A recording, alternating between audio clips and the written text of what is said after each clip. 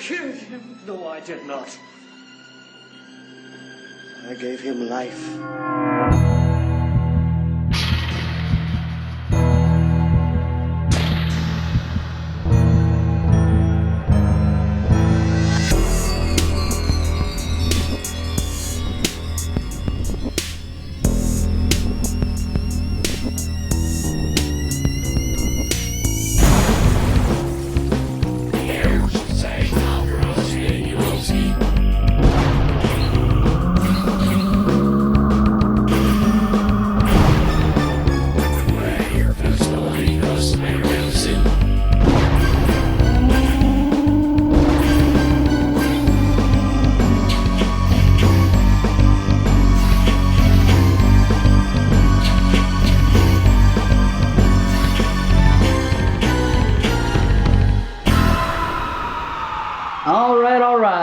Welcome to the Exploding Heads Horror Movie Podcast, episode number 64.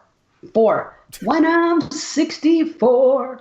Anyway. He always has a song. I have no clue. He's singing already. 10 seconds in, he's singing. This is true. I have a song or a dirty joke for everything I hear. Not a dirty joke like there once was a man from, or just like you could say something like, just say a word, and I'll say something sexual. Go ahead. Fuck. Okay, puck. See, I did it backwards. If you would have said puck, I would have said, oh, that's so basic. Anyway, another day. I'm Dave Z. You're basic. I'm Dave Z. What's your guys' names? We got to introduce ourselves now. Remember, because of that guy every time. We're only doing it because of that guy. I'm Christian, everybody. Oh my God! And no one else matters. Okay. And two-man show. Matters. I refuse to introduce myself. Okay, I'll do it. The man who needs no introduction. I beg to differ. Brandon. Dr. Kanye West. Doom doom doom doom doom doom doom doom. Brandon Harlick. Doom doom doom doom. Right, that's that theme. I'm telling you. Christian Luciani. Dave Z. Okay, sorry. It's all that opening music. I get a kick out of it that guy actually thought that our names were in that fucking thing. I'm sorry to laugh at him, but you can't decipher what's in there. Might as well be our names. It's some backward satanic shit. It's I love it. I'm just saying it could be our names in there. Okay, do it Exorcist style. Have someone listen and say, it's English, backwards, Marco, after you finish up with the Hall of Fame and the Hall of Lame, get on it. Start listening backwards. Yes, if anybody wants to do that for us, we will give you a free RRR. Tell us what it says backwards, if it says anything. Vince Vaughn commands you to do it. Oh, God, the fucking Vince Vaughn nation, that needs to go away. I don't even know what you're talking about, so I'm okay. The You're power lucky. of Vince compels you. Of course I'm lucky. Power of Vince compels you. Okay, episode 64. Tonight we're going to talk about the Re-Animator franchise, trilogy, whatever. We're calling it a franchise, as we've said verbatim and fucking ad nauseum. Because it is a franchise. It is. It's a franchise, it's a trilogy, it is whatever we want to call it. But that's what we're doing. We're going to do Re-Animator, the original, Bride of Re-Animator, and Beyond Re-Animator. We're going to rock those out. We're going to do some RRRs in between. We're going to have a little drawing at the end. And that's about it. I mentioned a couple episodes ago, and I don't know if you guys have noticed this or have watched it, but there is a Re-Animator. I don't know if it's a series. On Prime? On Prime. It's just like another I saw movie. That. I think it's like a newer movie, like a remake. Is it an Italian remake? It's I think it's Italian. And I thought it was Spanish, but I could be wrong. But it is not a remake of, I think it's like It. It's not a remake. It's based on H.P. Lovecraft's stories. So it's called Herbert West Re-Animator, right? Yeah. Really? Or Herbert West's Re-Animator. Or Kanye West Re-Animator. I just want to let the listeners know that's not part of the show. I never heard of it. No. There's been all kinds of talk about them doing another one, so maybe someone saw that and they decided, hey, let's rip it off and we'll do it, like the people tend to do. Now, I do want to say this. I don't know. I don't know if I want to give it away yet, because I think if I get, I just wondered if I get into it now, am I blowing my load? I'll just Spit say, it out, boy!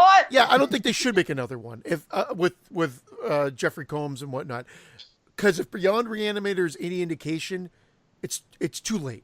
Oh, fuck that. Beyond Re-Animator Nah, we'll get into it. What if they brought back Kane too? What if they brought them both back? Then would you like it? Kane turned state's evidence. Fuck him. There are always going to be fan people out there that are going to say, bring it on. So who am I to say no? But for me, I think it's too late. Weren't there originally supposed to be like a bunch of Re-Animators sequels? Like a Dr. Moreau one? Wasn't there another one they were talking about doing? The White House one. The White House one, yeah.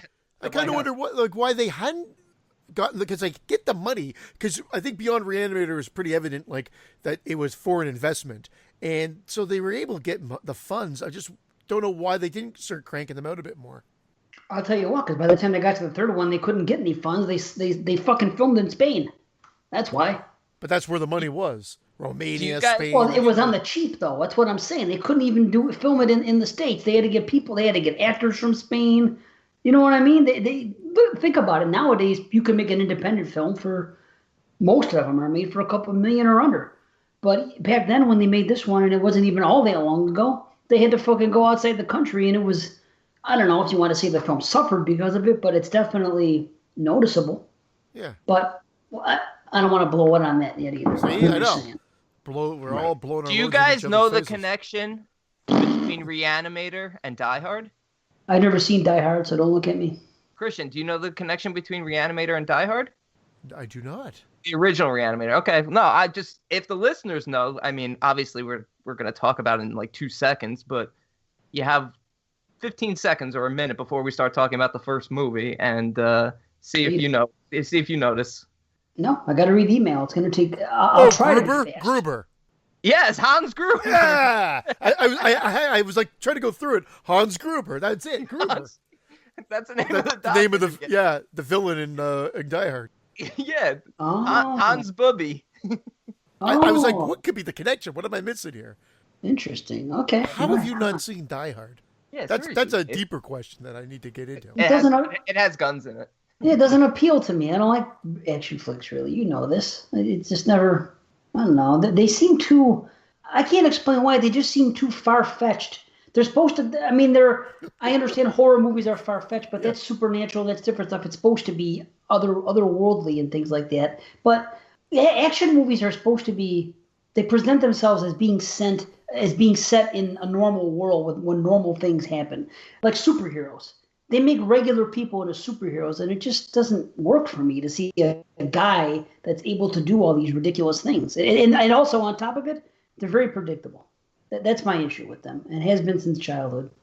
I mean, hey, we could say that about any genre, I guess, because I know that a ton of people I know would probably say the same thing about horror. I'll slap them across the face with a dead fish, but they'll say it anyway. Yeah, but that's it. There's so many subgenres of horror, though. They can't do that. You can fish them all day. Action to me, and I don't want to sound like an ass at all, but action to me is the way people feel about horror. You know, like the normal guys walking around out there, you know, the normies. The way they view horror, that's the way I view action. Action to me is like bottom of the barrel, if you will. That's just what it feels like to me. It's like the lowest form of entertainment as far as, and I don't mean that to insult anyone. I'm just saying, from where I sit, I would rather watch anything over an action film, any type of film. That's just, I don't know, the way I feel. Interracial porn? Necro porn? Especially that. Necro porn? You can say what you want about porn, but everybody knows how big that industry is. So, you know, it is what it is. Let's get to this. Large. Yeah, sorry. Yeah, let's get right into it. Yeah, let's get right into it. Okay, balls deep. Here we go. Question on movie title from Top 20 from Jeff and Debbie. Okay. Hey, guys, this one's for Brandon. Oh, no. Let's not get into it. Brandon, what was the name of the movie that made your top 20? I think it started with an M, maybe like a slasher of some kind. I think it was a little bit older. Thanks. Oops, do you guys have your list posted anywhere on the internet? I checked on Horrorphilia, but I didn't see anything or anywhere or anything like that. Thanks, Jeff LaBelle. So we didn't post our top 20s anywhere. Maybe we should. That's a good point. But B, do you know what he's talking about? An older movie, slasher, M? Man, I wish I hadn't erased my list. Uh-huh. Why do you do that? Well, I don't know why. Everything. I do erase everything. I keep everything. When you said M, slasher, I I immediately was going to say Maniac remake, but that's not older, unless 5 years is old. That's what I was thinking, Maniac remake, as I was reading it, because I can't think of what else it would be. Could have been Martyrs. Martyrs was on there. Yeah. Oh my God, I'm so bad. I don't know. I can't think either. I would have thought Maniac remake. Maybe you that's know it. what? I mean, we'll post a list because I know I think Charlene has the list and had asked me if we wanted them, so maybe I'll just get them and post them. Cool. Because I'd like to see what my top 20 favorite horror films are too. This fucking guy. I got my list. That's all that matters to me. I got mine. That's right. Absolutely. It's not going anywhere. The minute I announced my number one and all 20 were out there, my list changed immediately. That's how I am. Everything is liquid. It's because constantly changing and flowing, and you can't. Everything is liquid. Yes, everything is liquid. Everything is liquid when it's in my dreams. Okay. You guys are very set in your top films, and I hear it all the time. A lot of people are. They say they'll never change. I don't feel as strongly about a film to say that it will never lose its position. What do you want to play for? What do you mean? Position. Thank you. All right. Friday fanboys strike again. That's right. Wait, can you please hold off on this till we do the freaking franchise? We've been holding it for years. No, I say talking Friday. Brandon, what'd you say? Why? I missed something. I don't know what he was going to say. I was going to say we can't do the Friday franchise now. We have to wait till the Creighton Duke spinoff comes. Stop. Fuck that. I'm not even acknowledging him. I'm not acknowledging Creighton Duke or fucking that director. No. Well, somebody asked what our thoughts were on that on the Facebook page, and my thoughts are fuck that and fuck anything that comes up. Fuck it. Unless he comes back in, he's introduced doing the spider walk because he was folded in half. I'm not watching it. That'd be awesome. Well, you know what was yes. You know what was interesting? We should bring it up just real quickly for 2 seconds because Mike Merriman posted about it. Was that deleted scene from Nightmare that we never? Yeah. You know what? I don't know how I forgot about that because I definitely seen that before. I didn't see it. I didn't see it until I started editing, and I was looking for shots of audio just to get really quickly from YouTube because I didn't feel like going through my DVDs and extracting everything and all that crap. So I actually had that collector's laserdisc, and that scene wasn't on it. It's shocking. Wow.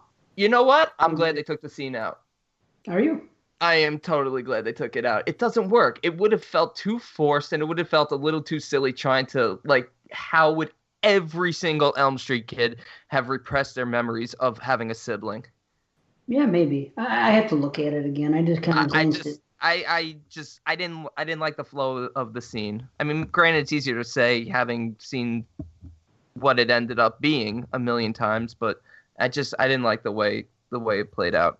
Yeah, well, it's funny. That's something you would expect more to come out from a more modern film now, like the remake. Even though they I fucking hate you. Oh man, I can't wait to see the backlash we're going to hear from that.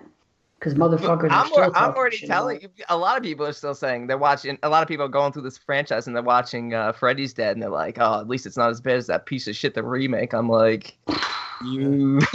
I'm like, look, I used to be in that same boat until we did this franchise show. Yeah, man. Indeed. Well, speaking of franchise, we should probably move on. Are you guys ready? Are you guys ready for Re-Animator? I thought you had to do a thing, an email or something. I did. I read the email. What was it? This guy not only does he not remember his top 20, a movie with M, he doesn't even remember. I just read him an email pertaining to it. I thought I was the guy. Directly about him. Like it never happens. No one cares what he says. Not an email, a drawing. Weren't you doing a drawing? Well, we're going to do 2 drawings, but I guess we can do one to start it off since you segued. We're going to do 2 drawings tonight involving Patreon. I had to save myself because I forgot about the email you read to me about 4 seconds. It's all right. You saved yourself. Good recovery. Okay, we're going to do 2. All Patreon. The first is going to be the regular one that we always do, where if you're a $1 or a $3 contributor, we're going to spin the wheel, and whoever comes up is going to get to choose a RRR for us. The other one is, speaking of Nightmare on Elm Street, I am giving away my Nightmare on Elm Street DVD box set, which I just purchased for this particular show to watch 3 of the films, which I didn't own. Watched them once, and then a few days later, the Blu-ray box set was there for $10 more. So I'm getting that one, and I'm going to give this away to a Patreon listener. So let's do the other one first. And, by the way, whoever wins, if they already have it, which is entirely possible, just contact me, and I'll hook you up with something else, just because I got things here. So, okay, I'm going to do the first one for the RRR. So, between 1 and 24. Okay, so let me open up the randomizer. I'm talking like those guys. Good God. Is it randomizer or randomizer? Randomizer. That's what I thought too, but they always call it freaking randomizer. You do not want to listen to 22 Shots for any sort of pronunciation. I know. Okay, between 1 and 24. Somebody give me a number between 1 and 13. 6. 8. Christian wins with 6. It'll be 8 for the next one. He went Friday 6. That fucking bastard. 4, 5, 6. The winner is number 21, and number 21 is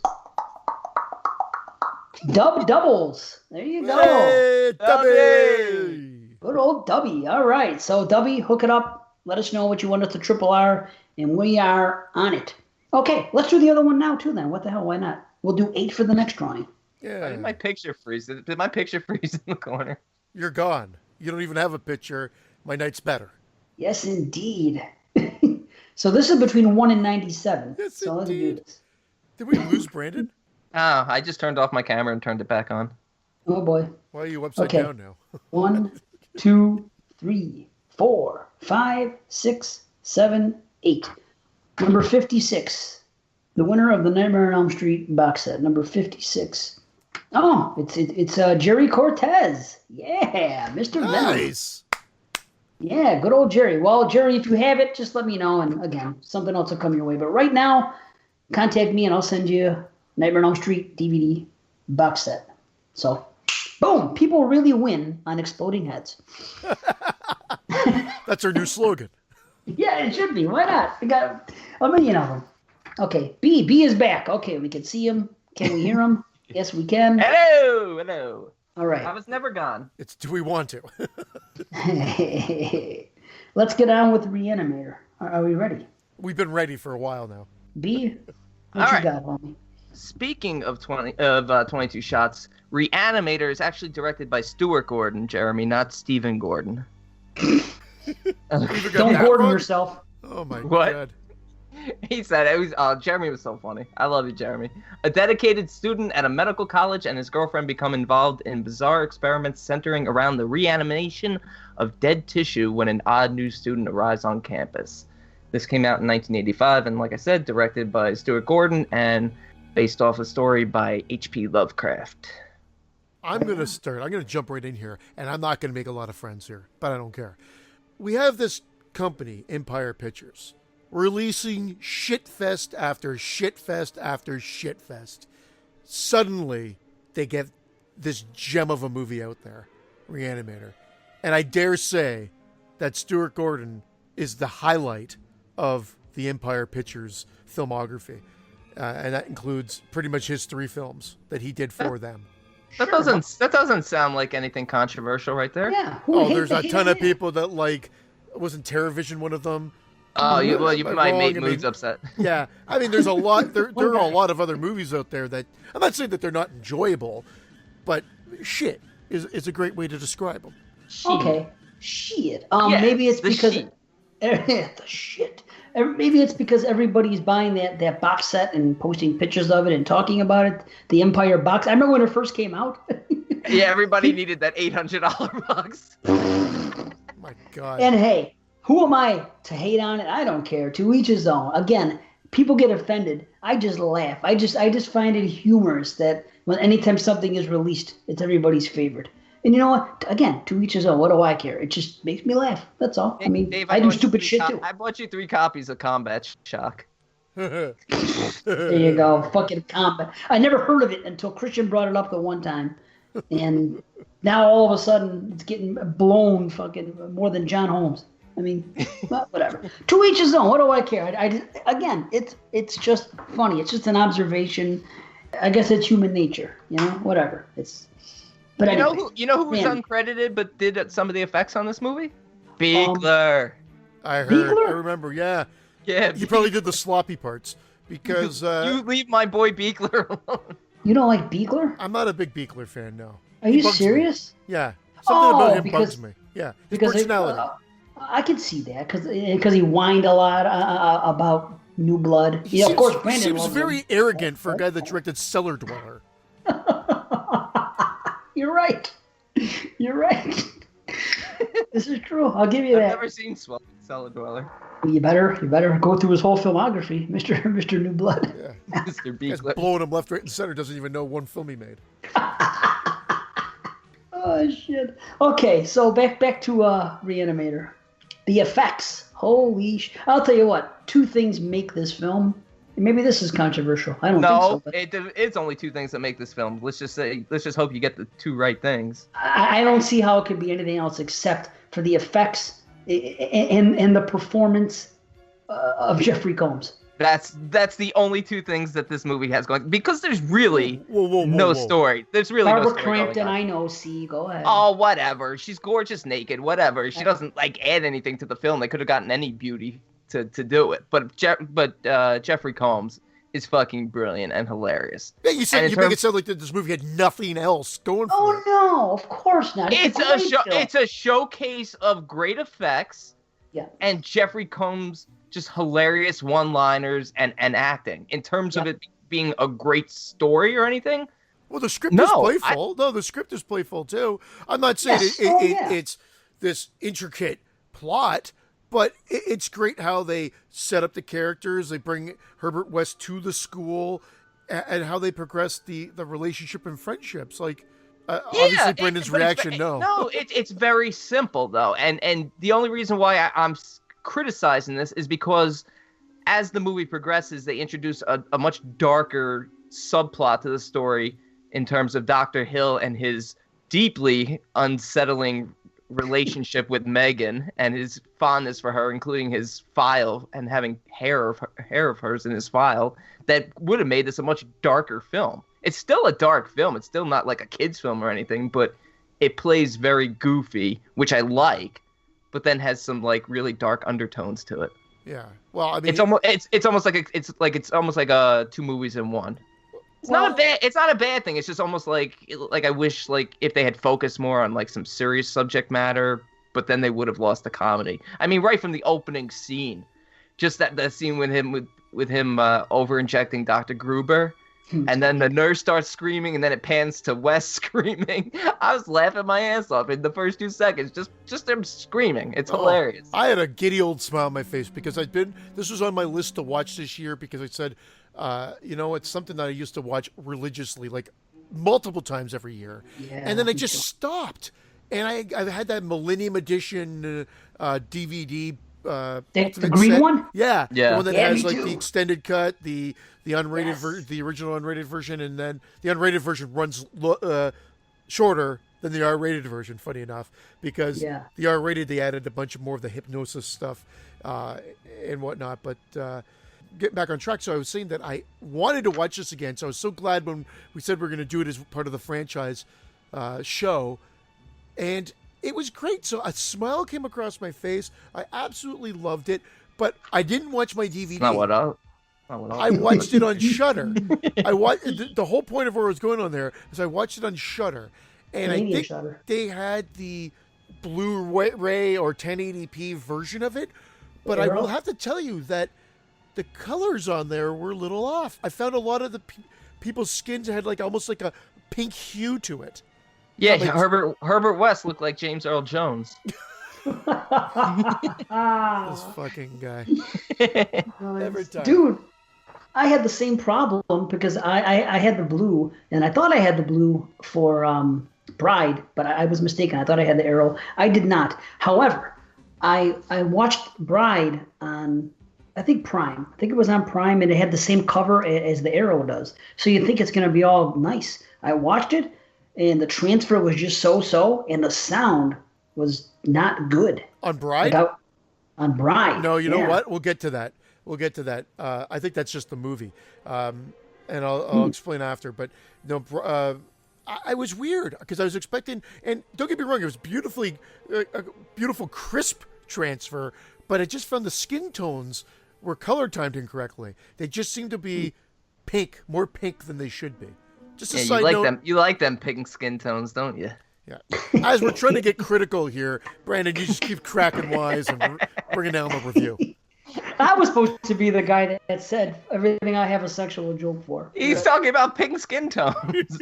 And come on his face, or came across. Yeah, I heard that. Across. Yeah. I did hear it as soon as he said it, and I let it go. But I knew you'd probably say something, so it doesn't matter.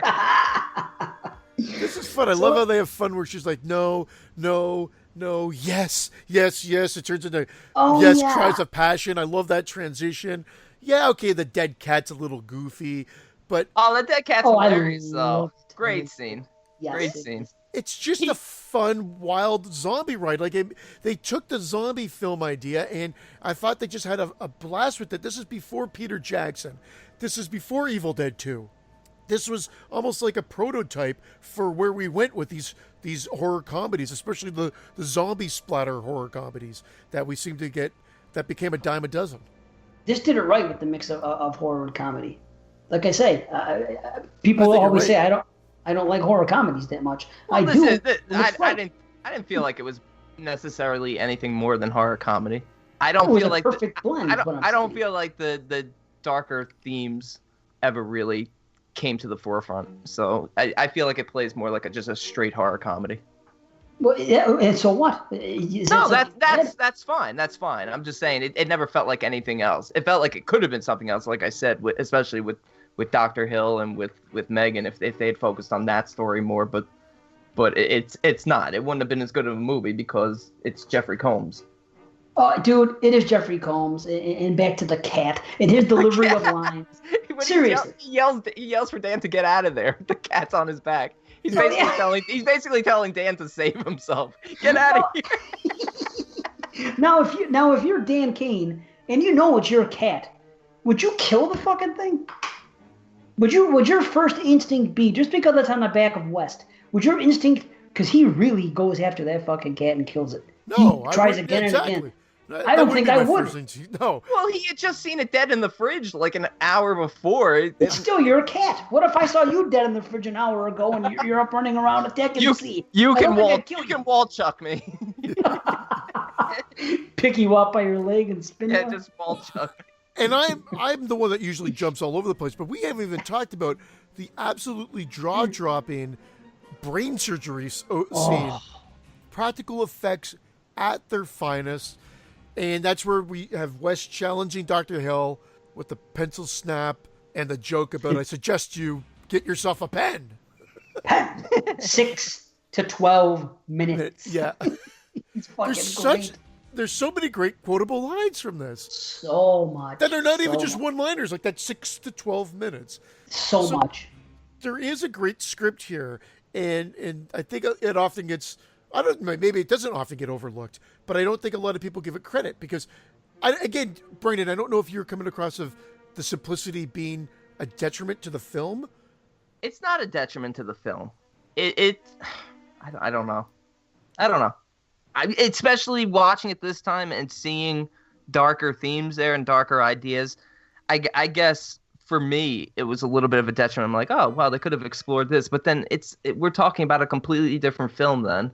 And of course, it would change the whole tone of West's character. So it would be completely different. It's almost a non-issue because it would just be too different. You know what though? Isn't it kind of weird that whole thing between Dr. Hill and Megan is only set up ultimately for one gag at the end? Because without that, none of it's even necessary. I mean, Dr. Hill, he just wants to get rich. That's why he wants to rip off West when the time comes. So they spend all that time investing, and I'm not I have very little to critique here, believe me. But it's just occurring to me now that they spend all this time investing his infatuation with Megan, and it's sprinkled throughout the film, and then it grows deeper, and we learn more, everything else. all just for the head gag at the end. If you think about it, if you take that out, there's no need to even have that in the film. Am I right? I think they do expand on that a bit more in the R-rated one. The relationship, again, his relationship's just that I think she's a gorgeous young woman that he's infatuated with. But he's been infatuated with her since she's a kid. That was the part that pushed it into a little bit darker territory. It's one thing to just be the creepy uncle type. She is a grown woman at this point, but then they go back and you see high school track meets and stuff like that, and they hint at like a much darker, more disturbing. And this was the '80s, back when pedophilia wasn't frowned upon as much. Yeah. Shut the fuck up, talking about. What about, because I didn't see this in the theater, I saw the video box, and I'm like, I have to watch this movie, because Herbert West has a very good head on his shoulders, and another one in a dish on his desk. And it just said, I need to rent this movie. And I think, quite frankly, I think the first time I saw it was the R-rated version. I honestly can't remember my reaction to it. I've only watched the unrated one since, and then gone to watch the extended scenes here and there. But I've really just know the unrated. So I don't even know from a gore standpoint how much was cut. I know that there's quite a bit of that sexual overtone that was cut out of it. But it's a big difference in running time. We're talking 18-minute difference. Yeah, but not for gore. That's just like right. That's the R-rated one runs longer. Yes, it's always been gory. I've always recalled it as gory since the first time I saw it, and it had to be R-rated when it was on VHS in the 80s, the first time I saw it. So it's never been a question of that. I mean, I don't know. Maybe it's always been the same gore. I don't know if it was ever... But then again, what year is this, 85? Yeah, 85. Gore, we had gore then, especially with something coming to home video. You know what I mean? It was expected. Think about this. We had that. We had Return of the Living Dead. We had Day of the Dead. We had fucking good, gory zombie-type films going on. And speaking of those movies, let me say, I do think that Re-Animator is overlooked because I think it's every bit as good as Return of the Living Dead. But people place Return of the Living Dead on a pedestal, I think, much more than this film. And to me, they're equals. I put them both on a pedestal. I put them both on the lower step of a step ladder. My God. It's still nice. They're not on the ground or anything. They're just not up on a high pedestal, They're far from. I'll tell you that. I love them both. It has to be a step ladder because I never knew my real ladder. This was my number 14 on my top 20 horror films of all time, and Return of the Living Dead was my number 8. Both of them are fantastic films. What a year for zombie flicks. I mean, we had Day of the Dead as well. I mean, this was a stellar year. 85 was a stellar year.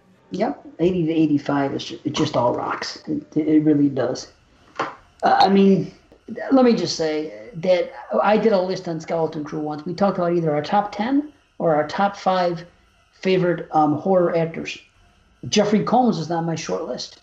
And a lot of it, this is his standout performance. And I find it strange that his performance in this, it's probably just the writing, but it is not the same performance you get in part 2 and part 3 of this franchise. And we'll get to that. But the way he is in this film, it has to be the writing because he doesn't have any of those amazing lines. Like in this film, it's a showcase. For the first half hour, the first act of this film, it's fucking fantastic. It really is. Everything, like I said before, with the cat, that whole situation when the girl shows up and he's like, "Would you please leave now?" Just he's great. And that famous line, "What do you want? What would a note say? Dan, cat dead. Details later." It's amazing. His delivery of lines in this film. But the character does develop as the series goes on. I disagree. He does not have lines like. He does not have lines like this. Look out. He's the bumbling sort of like prodigy idiot at this point. He's almost like goofy and not set in his ways yet. Socially goofy. He's a genius. He's a genius. Yeah, so he's socially awkward. Goofy might be wrong because, Goofy makes it.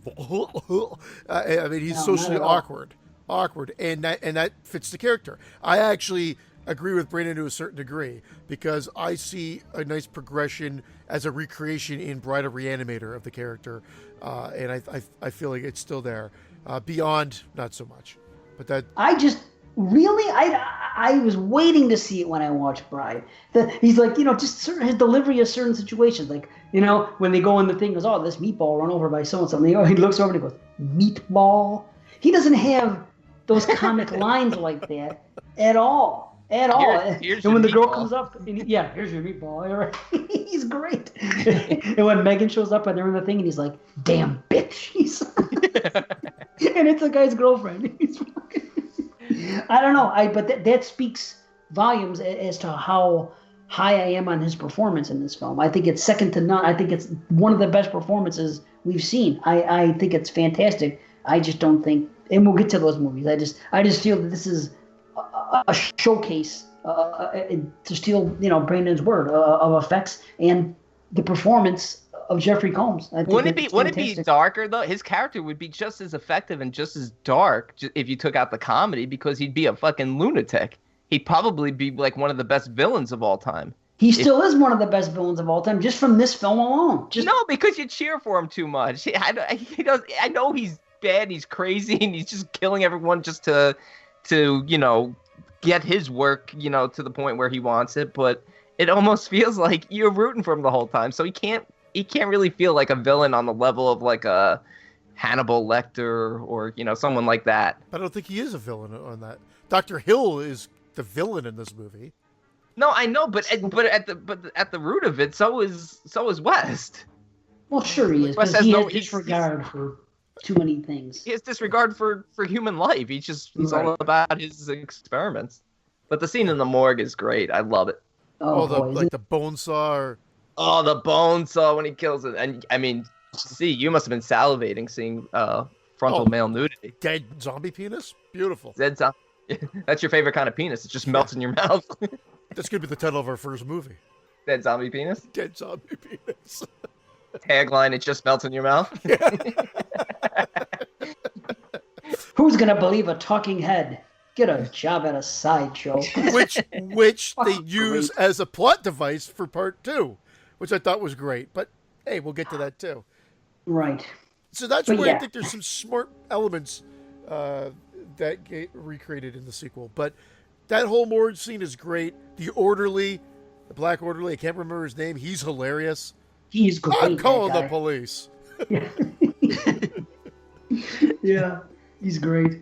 The only critique I have, they spend a little too much time with Halsey afterwards when he's in that zombified state.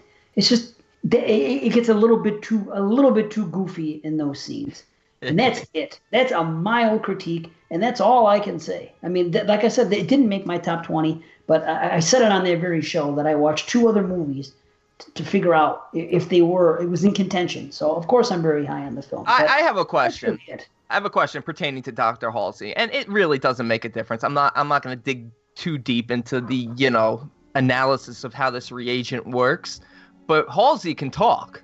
Halsey even says arrest them when he's kind of cowered in the floor. A few of them do have that. Yeah. Again, Why because they're why not. Why do some have and some don't? Because Dave said they're fresh. I didn't mean to cut you off there, Brendan, but it's also that they're playing with the dosages of the reagent. Freshness makes a difference. That's where the experimentation's coming into play, and why he's able to. He still foams at the mouth, and he's still. I thought that was a smart move, though, and that's fine. That explanation makes sense. I thought it was a smart move ultimately because then we have Dr. Hill who lobotomizes him with his invention, his laser saw or whatever. Something. Yeah. These characters, there's a lot, I think, where we jump into the story, but you get a lot of backstory as the movie progresses without heavy-handed exposition. The argument between Wes and Dr. Hill about him stealing ideas from one of the Gruber? scientists, or Gruber. It was from Gruber, like back in the 70s. He's like, he says in Europe it would be considered plagiarized. Yeah. He read the first minute. Yeah, your drivel. Yeah. No, and that. How can you teach such drivel to these students? It's great. He really is the movie. He is. The effects are phenomenal, I think, throughout the whole series. But man, I love Jeffrey Combs in these films. He really is fantastic. I can't see anyone else playing this part. For sure. One more minor critique, as long as I'm doing it. I thought that it was a little bit far-fetched that Dean Halsey was gonna have West thrown out and and Kane suspended just because Kane came to him and told him about the experiments. Again, that's expanded upon in the R-rated version. Well, a little bit with the hypnosis side of Dr. Hill and his influence over Dean Halsey. Okay. It's alluded to a little bit more so in the extended scenes. He's controlling them, quote unquote. Yeah. Okay. I get that. I get Dave's complaint and I get your explanation because we don't see a lot of that in the film, but Dr. Hill is sort of like the cash cow of the university. You know, he's their head honcho, so Halsey would probably do anything he can to please Hill and keep him happy. So that makes sense. It's just that he seemed so high on Dan when they were at that dinner earlier, and when Dr. Hill gave that creepy toast, and he's so high on him, and then all of a sudden he's in his office and he's like, "What are you doing with my daughter?" All of a sudden it's like, what the hell, a fucking 360. So that scene, that should have been put back in. If there was something there, then I wouldn't have had even a question of it. Yeah. You know, it's not so much a complaint as, it's a little confusing that he would, flip-flop all of a sudden. You know what the funniest part is, too? I don't know if it's the funniest part, but I rewatched this movie for the show, and all as excited as I was, forgetting what this movie was known mostly for, which is the head giving head. The severed head giving head. If I remember from the commentary, which I haven't listened to in years, Dr. Hill, is it David Gale? I don't know. Yeah, I think he said he got a divorce. Whether he was joking about that, not joking about the divorce, but alluding to the fact that scene caused the divorce. Well, then he doesn't need a chick like that if that's the fucking case. That was a creepy scene because you got her father basically ripping her clothes off and stripping her and touching her, and then he's just carrying his head. I thought the creepiest scene though is him going back to the morgue, carrying his head, wearing that creepy ass like anatomy mask. When she sees it at first. Man, that's terrifying. Can you imagine? That would be a great Halloween costume. I wonder if anyone's ever done that. Right. I'd like to do it. That's fucking great. Okay, I got the Blu-ray, right? And boy, I notice it now more than ever with my setup. It just, every little detail. And when you see Barbara Crampton naked, I really noticed this time everything that was going on. And holy shit, we see more Barbara Bush than fucking George did when he was married to her. He didn't even have that written down, folks. That was off the cuff joke. It was off the cuff. Awesome. Barbara Bush. Boom! That shit was booming, man. You didn't notice Dr. Hill came up with a full beard that his head did not have when it first went down there. Man, oh man, that was something. I want to talk about the music too. I don't mean to jump all over. Well, because I said something saying it was a little derivative of Psycho. Yes, and that was my complaint. It's there, but this gets playful after. So I was more forgiving revisiting the film this time. So I did criticize it the last time on the top 20 of all time. It was done with intent, though. Yeah, it was definitely done with intent. But you know what it feels like a mixture of besides Psycho? It feels like Psycho got mixed with Pee-wee. That's funny. It really does to me. Every time I hear that music, the playful side of it reminds me of like Pee-wee's Big Adventure. Oh, okay. Yeah, I don't know. Okay. He's singing again, Christian. Yeah. And I was dancing to it too. It is Pee-wee mixed with fucking Psycho. I even wrote that. It's catchy. I like it. Wow. That was Richard Band, correct? Yeah, that's Charles' brother. Yeah. Yep. Yeah. So it's what's his name? It's Bernard Herrmann mixed with Bernard Pee-wee Herman. Is that what you're trying to say? That's I gotta give Dave credit for that because he was about to say it. I just beat him to it, but he put it in my head. Bernard Pee-wee Herman. Oh, I was really gonna say Bernard Herrmann mixed with Danny Elfman, but no, you You one-upped it, man. It wasn't even a joke. It was just facts. Bernard Pee Wee Herman.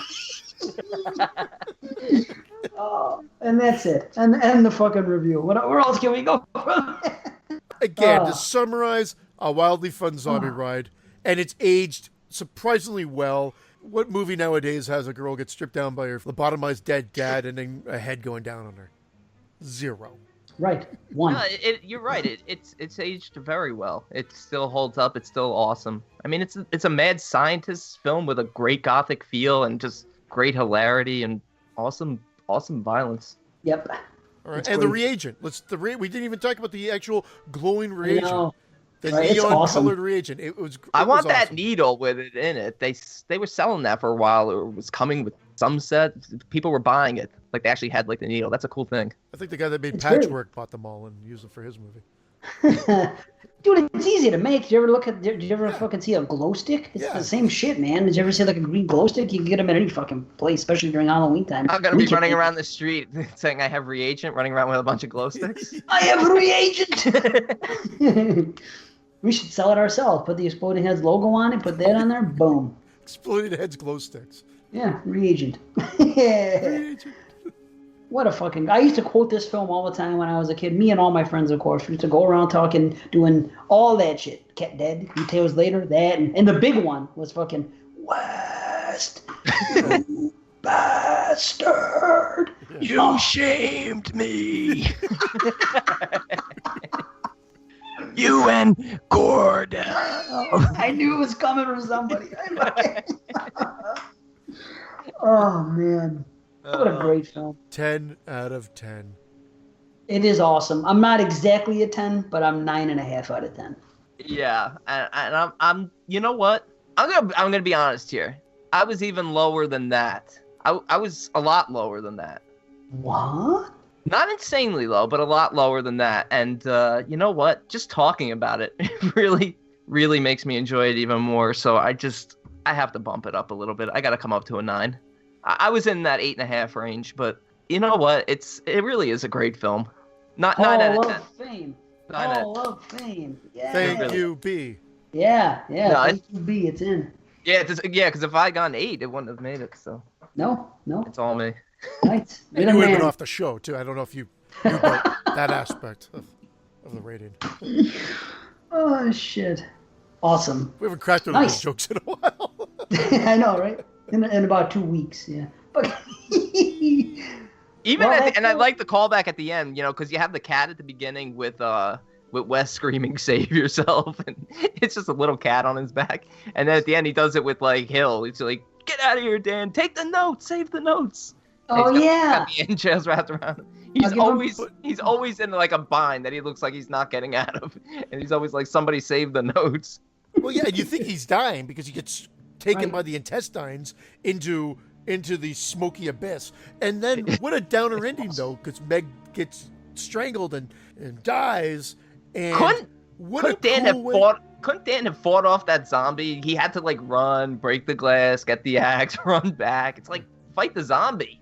Yeah. You know what? The ending of this always reminds me of the ending of Pet Sematary. They have a very familiar type thing, except in Pet Sematary, the dead wife comes back, she stabs him from behind, and the credits cut. This one, she's dead, and he stabs her with something to revive her. There's kind of a parallel. I always think it's that scream. It is kind of haunting at the end of Re-Animator, but Pet Sematary I find way more haunting. Well, it's a little more serious of a... Yeah. Right. But doesn't he scream at the end of Pet Sematary? Yeah, there is screaming at the end. Yeah, so it's like that cut and that scream, you know, that... Yep. I just thought I'd throw it. I always think about it, each other when I watch them. Yeah. Maybe someone else out there knows what I'm talking about. That's the reason I brought the Infernal Beast back in the first place. He's fucking amazing. Okay, let's go. Let's break, come back, trips, and do our thing. Do Bride. Trips. All right. Trips on the flips. I was just about to say that. Wow, we're in sync. Boom. Hey everybody, this is Tim Dorn. My name is Gareth Evans. Hi, I'm Nacho Vigalondo, Director of Time Crimes and Open Windows. Hey, this is Graham Skipper. Hola, soy Macarena Gómez. Hello, this is #1 New York Times bestselling author Scott Sigler. Yo, monkeys, It's me, DDP. And you are listening to The Little Pod Of horrors. Which, as you know, is The best damn idea since premarital sex. on Halloween. Jason Voorhees! it'll make you come hard. And that's not a bad thing. That monkey is a good thing. Bam!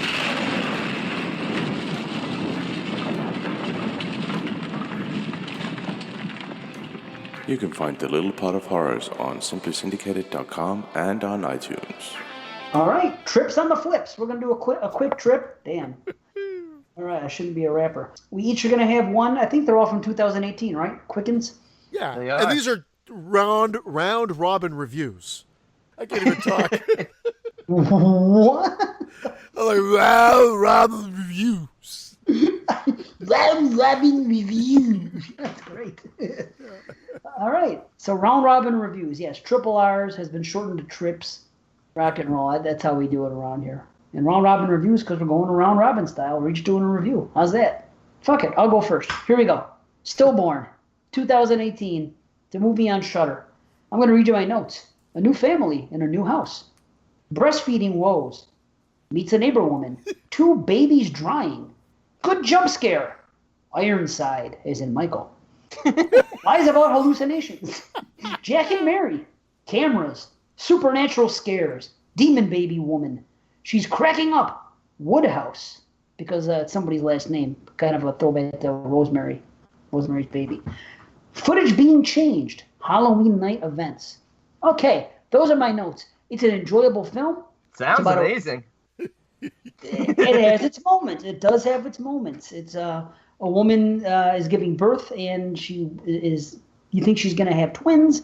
One baby survives. The other does not. She's married to a man who just made a partner in his law firm. He has to go on vacation. Of course, they're dealing with mixed emotions because, one baby lived, so you're very happy, but they have 2 cribs set up in the room, so there's the postpartum depression and just parenting issues dealing with something like that. So it's a bittersweet thing. One thing leads to another. The guy goes away. They get into this new house. There's weird things afoot, supernatural type, haunting maybe type shit.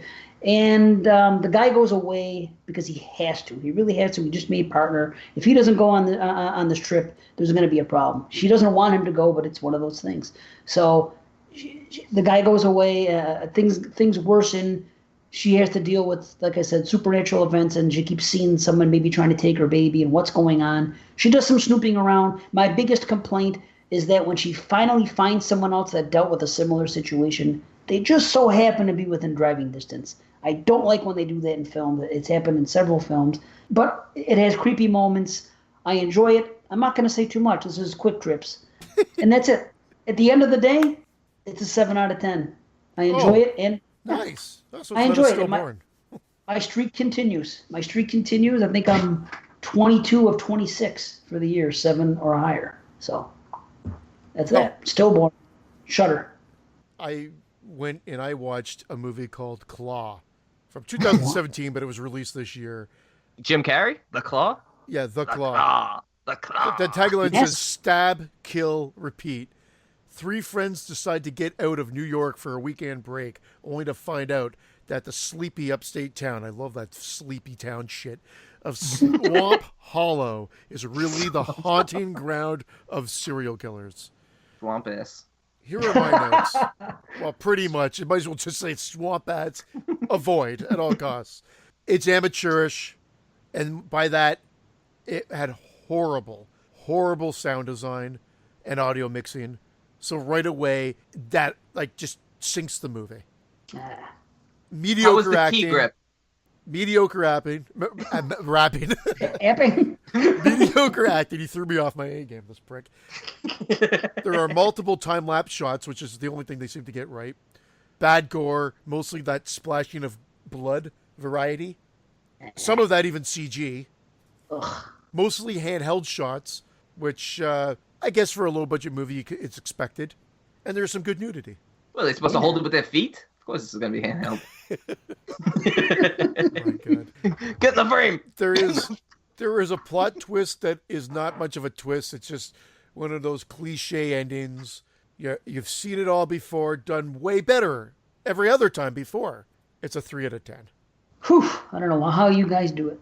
So you're saying check it out. For Dave. Claws, actually, I saw that, and I actually had no desire to check it out. I saw the cover art, and I had no desire. I remember that tagline thinking, All right. Mine is one that's getting mixed reviews from this year. It is The Strangers Pray at Night. A family of 4 staying at a secluded mobile home park for the night are stalked and then hunted by 3 masked psychopaths. Man, I gotta say, I really like this film. Have you guys seen this, right? No. I have not seen it yet. I'm looking forward to seeing this. Yeah. You know what? I think I own it. It's really well done, well shot, great soundtrack. I like the characters. They're staying at this mobile home park because they're taking the daughter to like boarding school. She's been acting up and been, really misbehaving, so she's going away to school. So they're kind of stopping by and staying at the aunt and uncle's mobile home. The mobile home park is sort of shut down for the season now, so they're just going to stay there. And all of a sudden they start getting knocks on the door and creepy things start happening and all hell ensues. And this one plays much more, I want to use the term action horror because it's sort of a lot more running around and a lot more fighting, whereas the first one is much more psychological. But this one plays out much more fun than that first one. It's a slasher, more of a slasher, right? It's much more of a slasher. It is a slasher. It's much more of a slasher than a psychological horror that the first one is. And it's not as much, an emotional roller coaster like that first one is. That first one sort of like drains you the way a film like Them does or Martyrs, the way, one of those films does. This one, Sucker Punch. This one, yeah. This one's much more fun. You're cheering obviously for these characters to win, and they have great kills for such a small cast. They really vary the kills very well, and the gore is great. And the lead girl, Bailey Madison, does a terrific job. Top-notch performance. I thought it was great. I gave this an 8 out of 10. Nice. I'm really looking forward to it. I think it's definitely on my list. It's out now to rent or buy, right? Yeah. It's been out for a month or two. Yeah, a month, I have to check. It's been out for like a month. I have to definitely purchase it. I really, really enjoyed it. I liked it more than the first one. Oh, wow, good. Yeah. That's saying something. Wow, okay. Has a little callback to sort of like Texas Chainsaw Massacre at the end. Nice. All right, that's enough out of you. All right. No more spoilers. Yeah. Speaking of that, Claw. I looked at this fucking cover. See, are you on your mind? I took one look at that cover, and I would have said 3 at best. Just message Dave Z. I'm on Facebook. Dave ZEE, Exploding Heads logo. Anytime you're on the fence about a 2018 movie or any movie that you haven't seen, just show me just tell me. I'll look on the B and I'll tell you. My shit's almost foolproof. I'll tell you what, it'd be cool if the killer in the film was this welder who was on fire the whole time like he is on the cover box. Yeah. Nope. A welder on fire. That's what it is, a welder on fire. I almost want to spoil it for everybody. Holding a sight. Fire. Welders on fire. This fucking movie. Shit. It looks like every review on IMDb pretty much sums it up the exact same way I did, except for the one that was obviously written by the director. Right, yeah. Now they're getting a little smarter. They're not just giving themselves a 10 out of 10, because they know no one in the right fucking mind would rate this movie a 10 out of 10, so they do like a 7 out of 10. That's what I would do. I would have known that from jump, because come on. Get the fuck out of here. A movie like that with that box of a 10 out of 10, impossible. Yeah.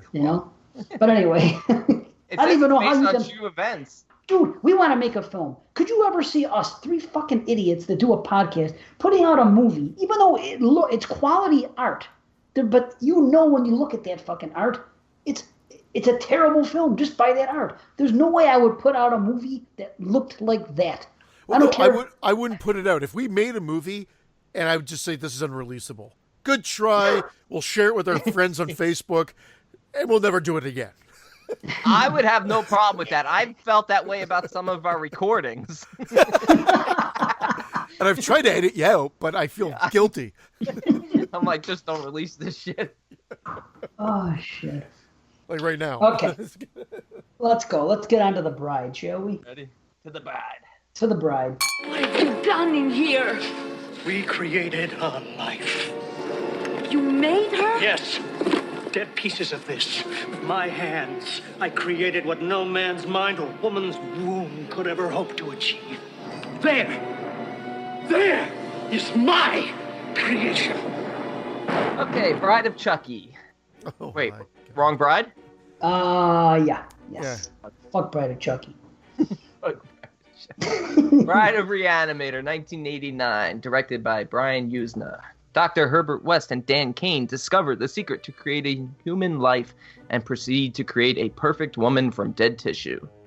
Holy fuck. Can I tell you something? You tell me. During the opening credits, when you see the makeup effects artists, one after another, it's Beekler, okay? Beekler. Okay, sorry, I like Beekler. Bunsen and Beekler. Fucking KNB, Beekler, Screaming Mad George, and that other company. Either way, I forget the name of the company, but it's another big company at the time, Magic Media, whatever the hell they were. Really? Screaming Mad George was on this one too? Because I know he did Beyond. Yeah, and this. Oh, okay. Yeah, he used him a lot, man. He was in Society. Like I'm actually a fan of Brian and his directing works because I know he was a producer in the first one, and I was a fan of the gate. I had this one on Laserdisc. I'm not afraid to admit it. I thought it was a great continuation. Is it as successful? No. And Dave, I'm going to answer to something that you said earlier, and that's the only reason I kind of derailed you is because you started earlier and you said something about the sound being off on your DVD version or Blu-ray. You know, it wasn't the DVD. It was I think this is the movie. The movie, one of my critiques, and this has always been the case, is the soundtrack feels incomplete. So there feels like there's dead spots in the soundtrack. I'm not talking about like all the audio in the sense of like dialogue, the music, all those cues are fine. The first act suffers it from it the most, where it seems like the time lapse between scenes and the scene where, like, if someone's walking into a room, there doesn't seem to be good audio, so it seems like the movie has a dead spot there. I don't know how else to describe it. I don't know if I'm articulating this well. So the movie has these little patches where it feels a little dry. Instead of a wet spot. Instead of a wet spot. I don't know if that's what you were getting at, Dave, earlier or not, but I've always thought that about this movie, and whether I saw it when I rented it, whether I saw it on the Laserdisc version I had, or this past view, it's still there. I'll tell you what. It's still there. Still there. Awesome. Listen, I just had a problem in general with the sound. I got my new TV, my new fucking soundbar. I spent loot on this shit, and I'll tell you right now, Bride of Re-Animator was the worst sounding movie I've watched since I've been in this house with this system. It just the contrast between the music and the dialogue was off. I found myself going back and forth with the volume a lot. I just had trouble, period, with the audio on Prime. That's all. I don't know why, but yeah, you know what? I didn't notice any audio issues. I do have the Arrow Blue.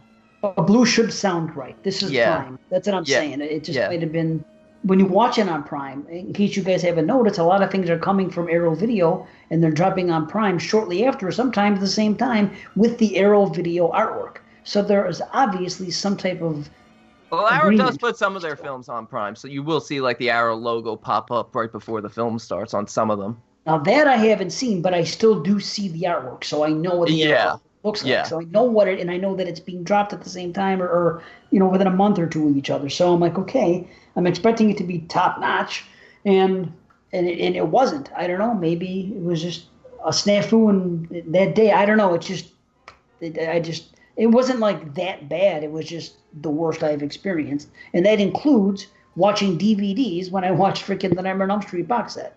I don't know. I'm going to continue by saying I also find that this movie. Now, I know it takes place 8 months later, but I feel like it works with the first movie like Hellraiser 2 works with Hellraiser, and a few other of those movies that we've talked about where I know there's an argument about Halloween 2 working with Halloween, but I'm a fan of Halloween 2 as well with the first Halloween. And I'm not talking about sequels that take place right after, but just seem to have the same feel and look of the first movies. And this one I find fits the bill like those other series, and I think it works quite well.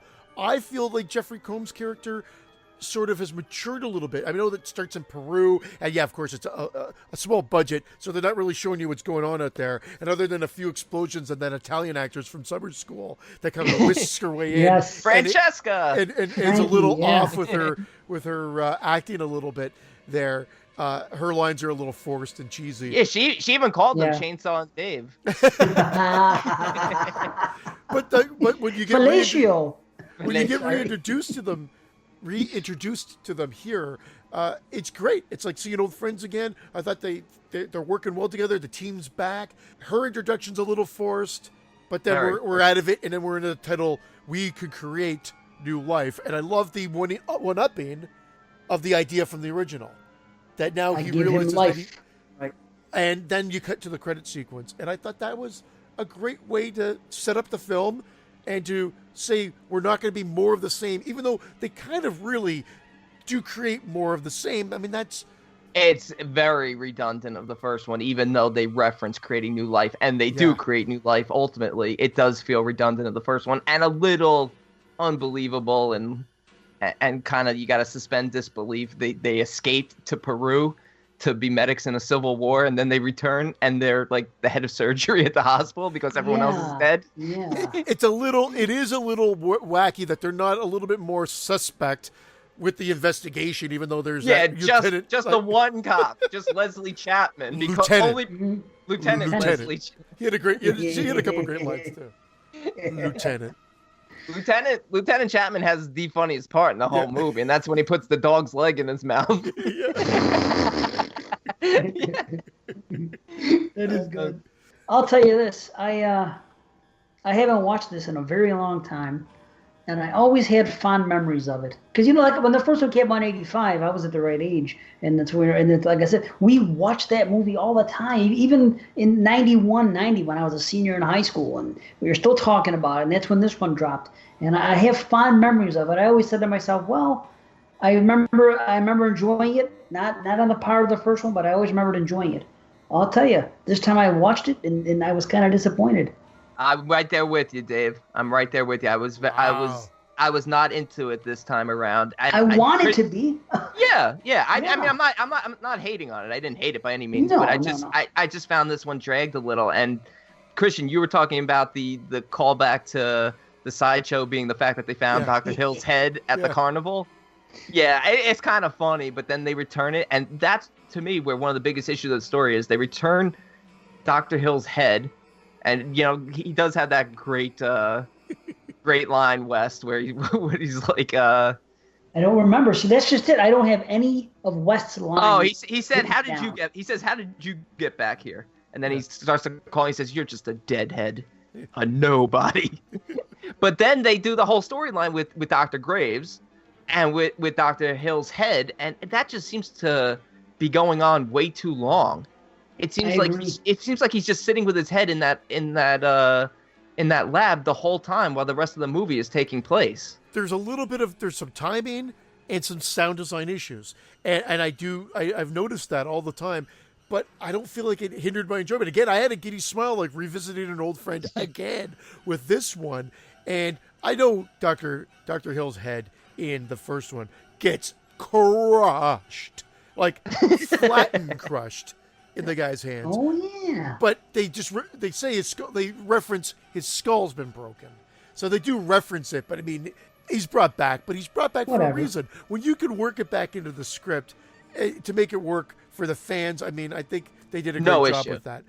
No issue with that, especially since, like you said, Dr. West got pulled into some sort of foggy abyss and was pretty much dead at the end of the first one. So, well, I mean, the fact, it's back. the gore, they didn't shy away from the gore in this one at all. The effects are just as explicit, I think, as the first. The bride is a great creation. The bride itself it's so nasty. It's nasty effects with the bride, with the other inmates. They're drooling and their beards are all filthy. And, it's just nasty. And the wife and. Well, I mean, I think it's a love note to the first movie and to the Bride of Frankenstein, of course. Yeah. And for that factor, I really enjoy watching it. Yeah, it's got some problems. I find, like you said, the pacing issues. Like, he spends a lot of time with that head. But then injecting the head, and then in this time they try to change things up.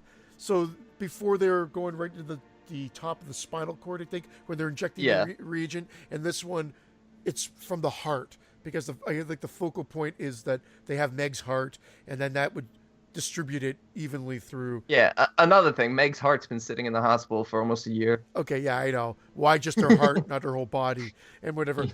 There's some things you just have to accept. I mean, they should have been through the bush. They should have gotten Meg's bush. They have a whole room of body parts.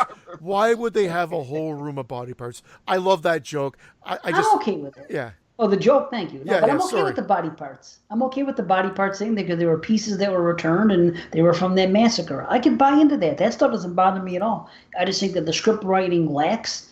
Yeah. I think that some things are forced, like the relationship with Francesca and all that, which is like a more. And then having him with the other girl who becomes the bride, it got a little silly. Gloria, the patient. Gloria. Yeah. When Dan Cain just tells her for no reason, I feel like you're the Meg who lived. Why would he even say that? It was such a forced thing. Well, it was so forced because she's introduced. She didn't live. She was dying of cancer. Sick patient. Yeah, they needed to establish her as someone that they fought with in Peru somehow and came back with them and then fell ill. But I guess they couldn't wedge that in, so they have that whole Francesca thing and.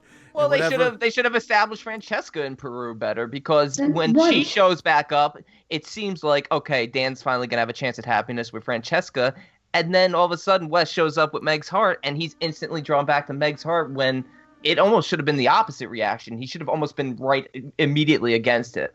Or actually, you're right. Get rid of the girl in the hospital altogether. Have Francesca show up. She gets killed. They can still use the Meg's heart thing, because then he's combining Meg's heart with new girl. And even not have better. This cancer I like patient that even better. I like totally. That. That's good. That it's is an extra bizarre. female. That's what as I'm watching the film, that's what I'm thinking. Why? And why would he be so close to her? He's only been back a little while. She's the patient. She's terminal. Why would he fall for her to the point that he's going to say, "I always felt you were like the Meg who lived"? All he does is know her from a hospital bed. Yeah. I understand he's a dedicated doctor, and that's. That was a major thing in the first film, and that's his character. That's what I was gonna say. But you don't profess your love to somebody by saying something like it. Just seemed out of place. The script writing just kind of lacked like throughout, and it's too bad. Like I said, there are no lines. I mean, you guys said the one about the no body and something else. I literally had like 10 quotations from Dr. West and the way he delivered the lines and the things he said in the first one. There's none of that here. I have no quotes from any line he has in this movie. Oh, come on. When the bride starts falling apart and her head starts falling back, dripping down the back of her back, and he's like, "Make a note of it, Dan." Total. That was fine. Yeah. Tissue rejection. Yeah, tissue rejection. Like, Dan should have a chance because they're all getting attacked. Again, this is goofy. That was it. This is like a Screaming Mad George, like fiesta, so to speak, like with the fingers with the eyeball. I just have a smile on my face. Yeah, it's totally ludicrous and over the top, but then the reagent spills and then all the rejects come out to play at the end, like the Warriors, and they're attacking. It's just goofy fun. I didn't take it seriously. I thought, again, if you're talking about the first movie being about, the two things going for it were the excessive gore and the performance by Herbert Russ, I think they give you all of that and the kitchen sink, so to speak. Again, I'm not saying it's on par, but I had a lot of fun with the sequel. And you're both mental midgets for not thinking the same. I think Dr. Hill has the better one-liners in this film. But Dr. Hill does have some good ones. You're right.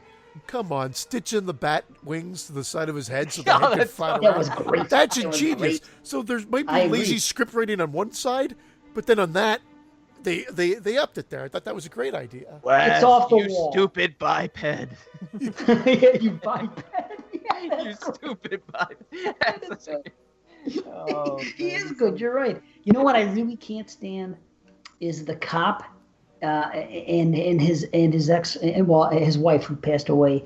He killed his wife. I understand. I'm talking about in the third act when they become zombified. They could have been cut completely out. Yeah. That is the type of horror comedy that's just too goofy to me that I just can't stand. When they show those two bump fucks walking around like Bud the Chud, it was awful. It was weird because that felt like almost like a storyline that they were trying to make a little darker. Like, oh, here's this corrupt police officer that actually is responsible for the death of his wife. Right, but it was too goofy. But it was very goofy. But I do like when he kills Francesca's dog.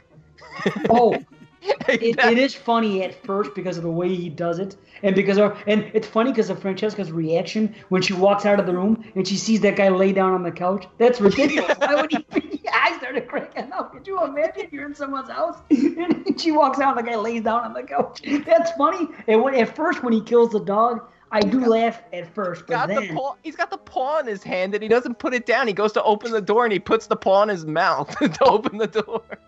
It's funny. But then it's sad when she goes over there because I'm a pet. Of course it's sad. Like I hate seeing animals die, but it's so ridiculous in this one. It's like so funny. Like honestly, I think Peter Jackson looked at Re-Animator and Bride of Re-Animator, and then just used that as a launch pad for Dead Alive. I really do. But that guy and those two bumbling fucking zombie idiots, the cop and his ex, that's what Dead Alive reminds me of, and that's why I don't like Dead Alive. It's too goofy. It's like Bud the Chud. Same shit. It's just not for me. Yeah, because at one point the wife, she's like kind of helping them, and then all of a sudden she's attacking her again. I don't know what's going on. Yeah, it was kind of sloppy.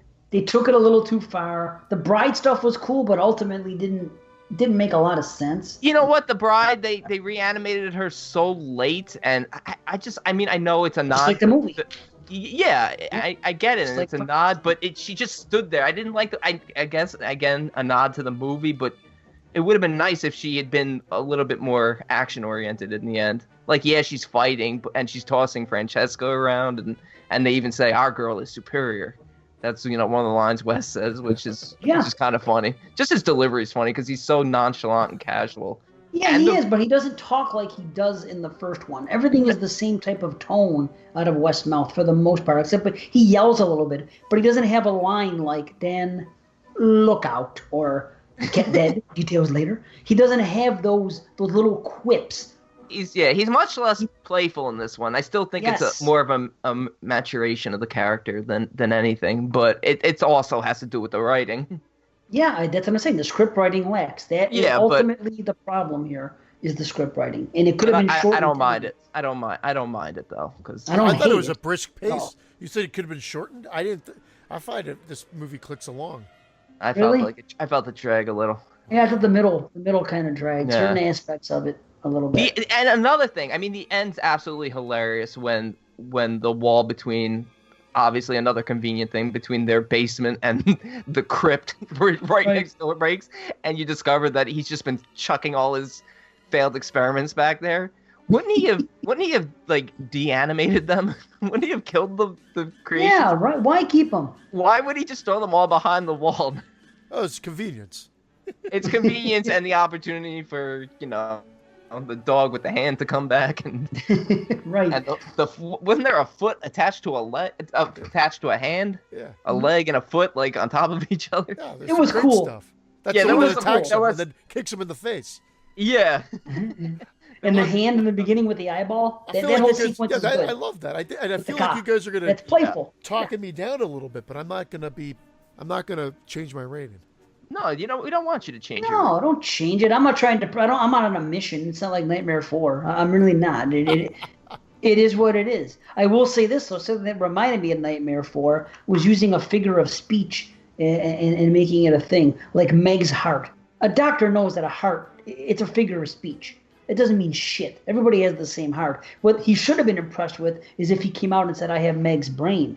We're going to take Meg's brain and we're going to use that. And that's going to somehow, she's going to really be like Meg because we're using her brain. Using her heart doesn't mean shit. They can use a cow's heart.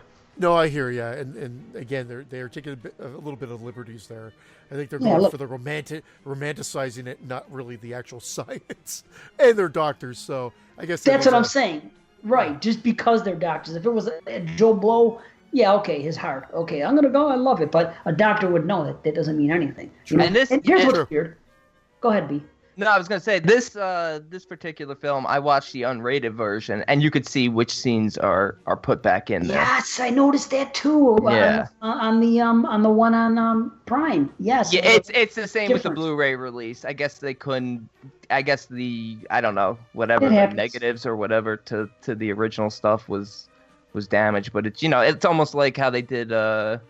Not as bad as that. Don't say Silent Night, Deadly Night. No, I was gonna say Exorcist 3, but not even as bad as that. No, but right. I think I had the R-rated. It's an unrated only something new because I'm pretty sure I think I had the unrated. It's new. Oh, okay. So I guess it just came out this past year. I think Screen that's Factory. the first time they've ever had an unrated version of it. It was Arrow. Was it Arrow for Exorcist 3? I thought back in the day. Exorcist 3. Oh, I'm sorry. Exorcist 3 was Screen Factory. Were you talking about Bride of Re-Animator? I'm talking about Bride. Okay, all right. I don't know. I get confused with all these cuts. I'm messaging. Which cut do I watch? That's the one thing about horror films. I just want the cut that I'm supposed to watch. I don't need a 40-minute version, a 60-minute version, a 2-hour version, an 8-day version. Like, why do I need 75 cuts of a movie? Give me the best one, the one that people love. Yeah, that's it. Gotta go with the consensus. Sometimes it's close. Most of the time, people seem to agree on the same cuts. But that's another story. Should we got anything else, or should we rate this fucker? Yeah, and it was unrated on video because I saw it. I just double-checked on online, and because I had it unrated on Laserdisc as well. So I don't know why they would have had a problem with the shots, because there would have been a version of it available to do the Blu-ray for. Yeah, I don't know. Maybe they were just extended from. Maybe they came from. You know what I mean? Maybe they were extended, not necessarily gore cuts. You might be right. Well, then maybe that's what it is. Maybe the scenes that they put in have nothing to do with the gore. They're like part one. Yeah. Just added scenes, you know. Well, they are extended on the gore, like like one of the scenes at the end where pulls the heart out. Is this what you want? Yeah. It's a little ridiculous. Yeah. When she pulls the heart out, I think that's like they only show that in the unrated. Yeah, maybe so. But I always remember that from the VHS. But anyway. Same here. I'll start this one off. I want to see what you got, B. You know what? I was really disappointed in this one. I felt like it wasn't paced right. I felt like it wasn't put together right. Like I said, I felt like Dr. Hill's character, his head, spends a majority of the film just in the lab, just bullshitting with Dr. Graves for way too long. The Bride was kind of anticlimactic at the end. And Gloria was sort of a wasted character because they could have just, like you said, they could have used Francesca the whole time. So it's almost making me kind of irritated a little bit more. But I still have fun with it because Jeffrey Combs is great. Dan Cain is great. You know, Hill's great when you see him with his one-liners. And you know what? I'm going to give this a 6.5 out of 10. Wow. Oh, okay, well, can you read that? 6.75. Boom. I'm right there just about with you. Yep, 6.75 for me. I was disappointed because I held it in higher regard. I remember thinking, I was going into it thinking it was going to be like a 7.5, at least 8, something like that, you know, where I still enjoyed it, but not to the same level as part 1, but ultimately is kind of a letdown, but that's that. It's definitely worth seeing. Don't get me wrong, 6.75 is fine, but, you know, there you go. I will say that back in the day, I had this probably a bit higher than I do now, and it was probably in 8.5 range. But I came in watching it here. Like I said, it's still good. I still had a great time with it. Smile across the face for both movies, and I came in at a 7.75 out of 10. And I just hovered under that 8 mark, but I think it's a lot of fun. Yeah, there's some problems with it, but overall, I think the good far outweigh the negative here. Yeah. Right on. Right on. All right. We have 2 RRRs still left. One of them was from Jerry Cortez, and the other is from a new Patreon subscriber by the name of Glenn Wolf. Glenn is my homie. Nice. Glenn is my homie, actually. We used to work together at the casino out in Niagara Falls. I'd known him for a while. He messaged me.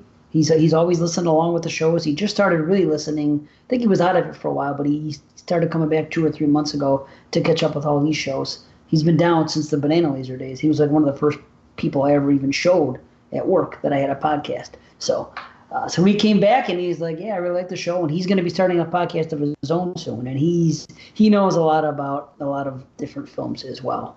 So, but his selection, he wanted to hear us talk about Attack the Block. Are you Attack sure? the Block first? Oh, am I sure? Oh, No, is he sure? He wants to hear us talk about it. Just because you said that, boom. I want to get into this. Let's do it. Attack the Block from 2011. Written and directed by Joe Cornish. A teen gang in South London defend their block from an alien invasion. All right. I never watched this. I didn't think it was horror. And I thought it was horror. I never watched it because we discussed it on the show. I thought it was a funny title, and I figured out why later on because I was comparing it to Stomp the Yard. Yeah, you thought it was a dance movie. I thought it was a dance movie. Attack the Block. You know, someone's foot coming down, a big dance-off going on. But anyway, we've made that joke here and everything else. And recently I found out that it was a horror, or I've heard many people talk about it on horror podcasts. I'm like, well, it must be horror. So when Glenn messaged me and goes, is Attack the Block horror enough? Without baiting eyelid, I said, yeah, it's of course. You didn't even see the movie. You're just like, yeah, it's horror. Well, because everybody talks about it in horror circles, so why wouldn't it be horror? You know what I mean? That's why I felt weird for not having seen it. But anyway, I don't think there's any question that this is horror.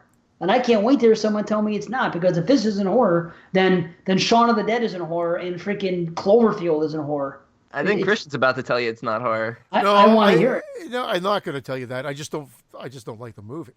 What's not to like? It's so much fun. That's exactly it. It wants to be so much fun. I feel it's forced. I feel it's excessively loud. It's just it got this techno-electronic soundtrack through the whole fucking thing. I find the movie goddamn annoying. And I feel like it wants to be cool. I don't like the characters. Yeah, I know that they're supposed to be these punk kids at the beginning that go through this transition, but I just don't like it. One of those films, I've given this movie 2 tries now. I liked it better the second time. So for this show, I must admit I liked it a lot more. But my wife and I both came away from it the first time saying, wow, that was just eh. And so I did step up a little bit, but it's kind of like in that Don't Breathe split area for me where everybody's blowing it and loves it. And I'm just like, I just don't get it.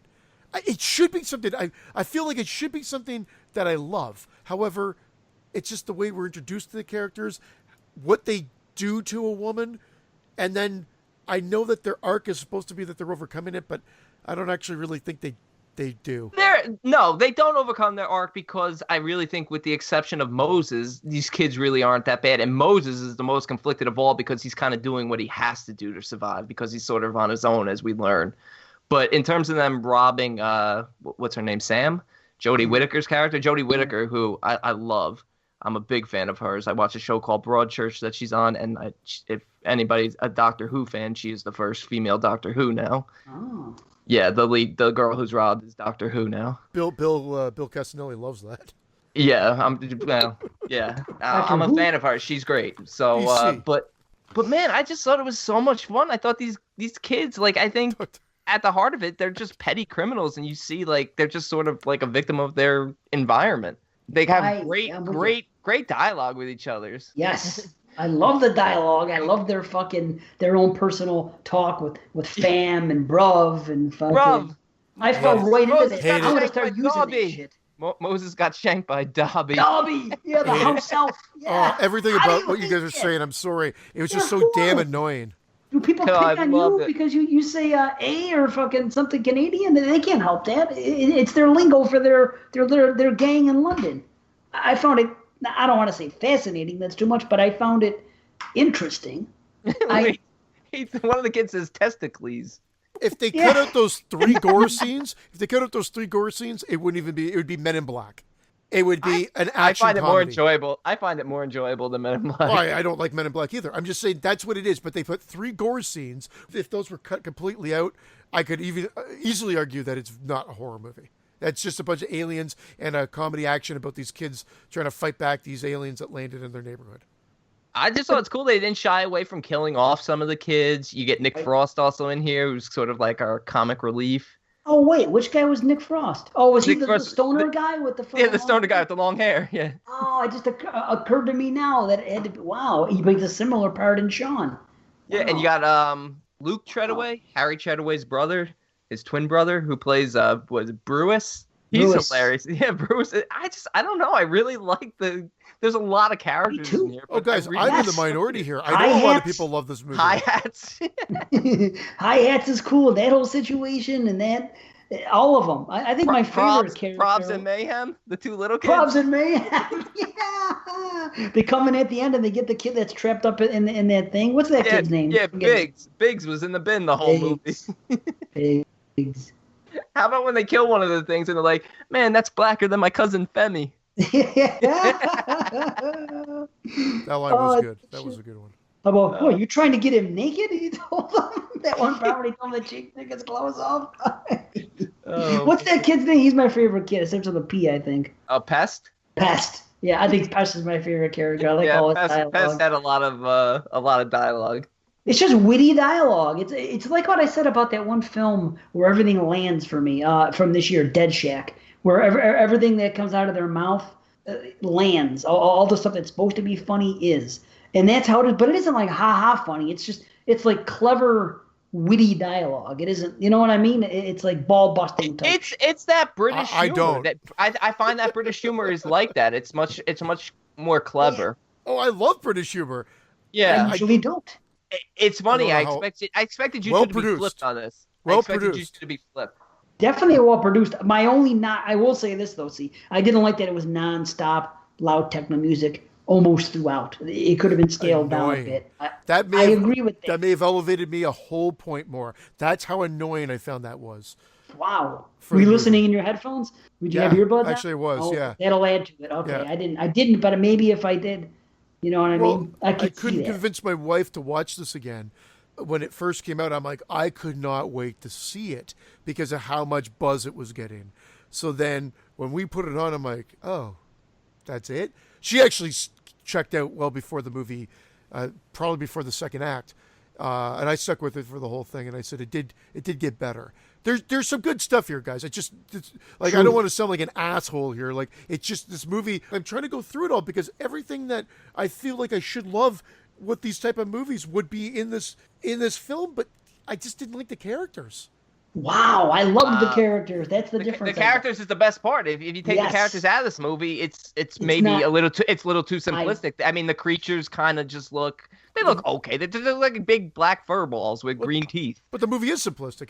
The teeth are cool. Literally the teeth are cool with the green shine. Yeah, and then them chanting Moses at the end is just kind of forced and just seemed like I love it. It's the block. He had an arc. The block sticks together. Right, and he had an arc, if anybody, and the block does stick together. And at first they were busting his balls, even the girls and all that, they were messing with him. And why is he always got to be doing this? And at the end, he had his arc. He freaking came around and did his thing. Yeah, he did good. He redeemed himself in the end. He did redeem himself. Yes, absolutely. This is a character-driven movie, and obviously you said you didn't like the characters, so honestly, say no more. There you have it. I happen to like the characters. It looks like B did too. And most people do. I'm in the minority out there, so something did not click with it. Maybe it was the pacing again, the music. Maybe I just got annoyed. But I tried to subtitles? No. You know, I'm gonna start. You need subtitles. I'm gonna start a new saying now. You need subs. See your review of this. You're acting like a hi-hats right now. You're acting like a real hi-hats. Yep. I like the discovery of why the aliens are chasing them. It's very simplistic and it's awesome. And I love that ending, and I love that they do it in slow motion with it. I didn't mind the music. I didn't really pay attention to it that much, so it didn't bother me as much. And this one clicked along at a super fast pace. I agree. It was a perfect pace. It was this one was real short, and I like that. I like horror movies that are 80 minutes in and out. And you had enough time for character development and for characters to be introduced, and you know what I mean, and have bonds form by the end of the film and things like that. You feel like you're in that world already. It's one of those films where you're placed in the middle of something, and you hear the way they relate to each other and the way they talk, and he's got bear stuff in there, and basically bear is what we would say for mad, like mad loot, bear, you know what I mean? Instead of saying word, they say trust. That's gonna be my new thing. I'm gonna start saying trust, instead of word. But I hear you, bruv. Right. I'm off the show. Watch out, fam. I'm off the show. You feel like you're in that group. It's one of those movies where you're placed in and you feel like you're in that world. And it actually, a lot of times I watch, especially foreign films, and they don't land for me. And this one did. And I was not expecting, I had zero expectations going in. You guys know that. Attack the Block. I'm always making a joke about it. I didn't know the first thing about it. All I did was plug in the fucking movie and watch the movie. And I was like, wow. At first I thought I wasn't going to like it because of the way it began with the freaking, why would they go after that thing? If a thing flies from the sky and crashes, I'm like, why the fuck would these guys go after it? Who goes after something that falls from the sky and thinks they're going to beat it up? And then they're walking around with it at first. I was like, wow, this is weird. And then it just grew from there. And you know what? It was the dialogue. I just got to know the characters, and it bounced around just right for me. It was fun. And I'm really into these kind of films a lot with action-y type horror. You know, and they don't always work. But it reminded me almost of, if you take the giant monster out of the equation, it kind of reminded me a little bit of Cloverfield when they're trying to get from one place to the other. And those little things, remember when they go in the tunnel, those little things are running around doing their thing? Yeah, but that's presented as a horror movie. See, it's all in presentation. This is not presented like a horror film. I think it is, though. It just, how is it not? Aliens land, as I said, and they hunt down people. Action, comedy, sci-fi, like with 3 quick shots of blood. There's not a scare in the movie. You're making it sound like it's Mars Attacks or something. It is. Actually, that's even a better comparison. Thank you. Instead of the comparison to Men in Black, Mars Attacks is a perfect comparison to it. Not at all. Mars Attacks, that's goofy and that's freaking off the wall. Thank you. You actually, that's exactly the better comparison for me. I don't believe you. No, that's the guy that loves goofy shit. That's a parody. This isn't comedic at all, really. Isn't it weird how it is sometimes? Like, C was the highest on Bride in Army of Darkness with all that goofy stuff, and I was like more down on it. You know, I see this one and it's different. Yeah. It's so weird the way we observe different films. Because with the exception of Pest, there's really no comedy in this film. In fact, if they didn't have him in there, shooting his one-liners and his dialogue throughout, it would be a much darker film, and I don't think it would work. It all lands. Everything Pest says lands for me. It's like I said, certainly like the ant and Krampus, and I know I've gone back to that a few times. Yeah. It's just the way it is. If everything somebody says lands with me, I just if they had gone darker and at the end, they get blamed for the cop killings, or they kill Moses because they blame him for the cops getting killed, not really knowing what's going on, then it would have been really dark and depressing and been sort of like a big tonal shift in the film. But I like the way it stayed sort of like a action horror. You know what it reminds me of a little bit as well, another comparison, but these kids are much more likable, almost like that movie Kids. Mm-hmm. He said the kids in Kids they're not very likable, but there's something about the camaraderie and the way things are presented that reminded me a little bit of that. I don't know. It just... And I didn't find these kids likable until possibly the second half. And then sort of grow into them. And that's what I think the director... and of course, I think he was writer and director. You grew into these young men? Yeah. That's what I think he wanted. I mean, the guy's talented. He's a good writer.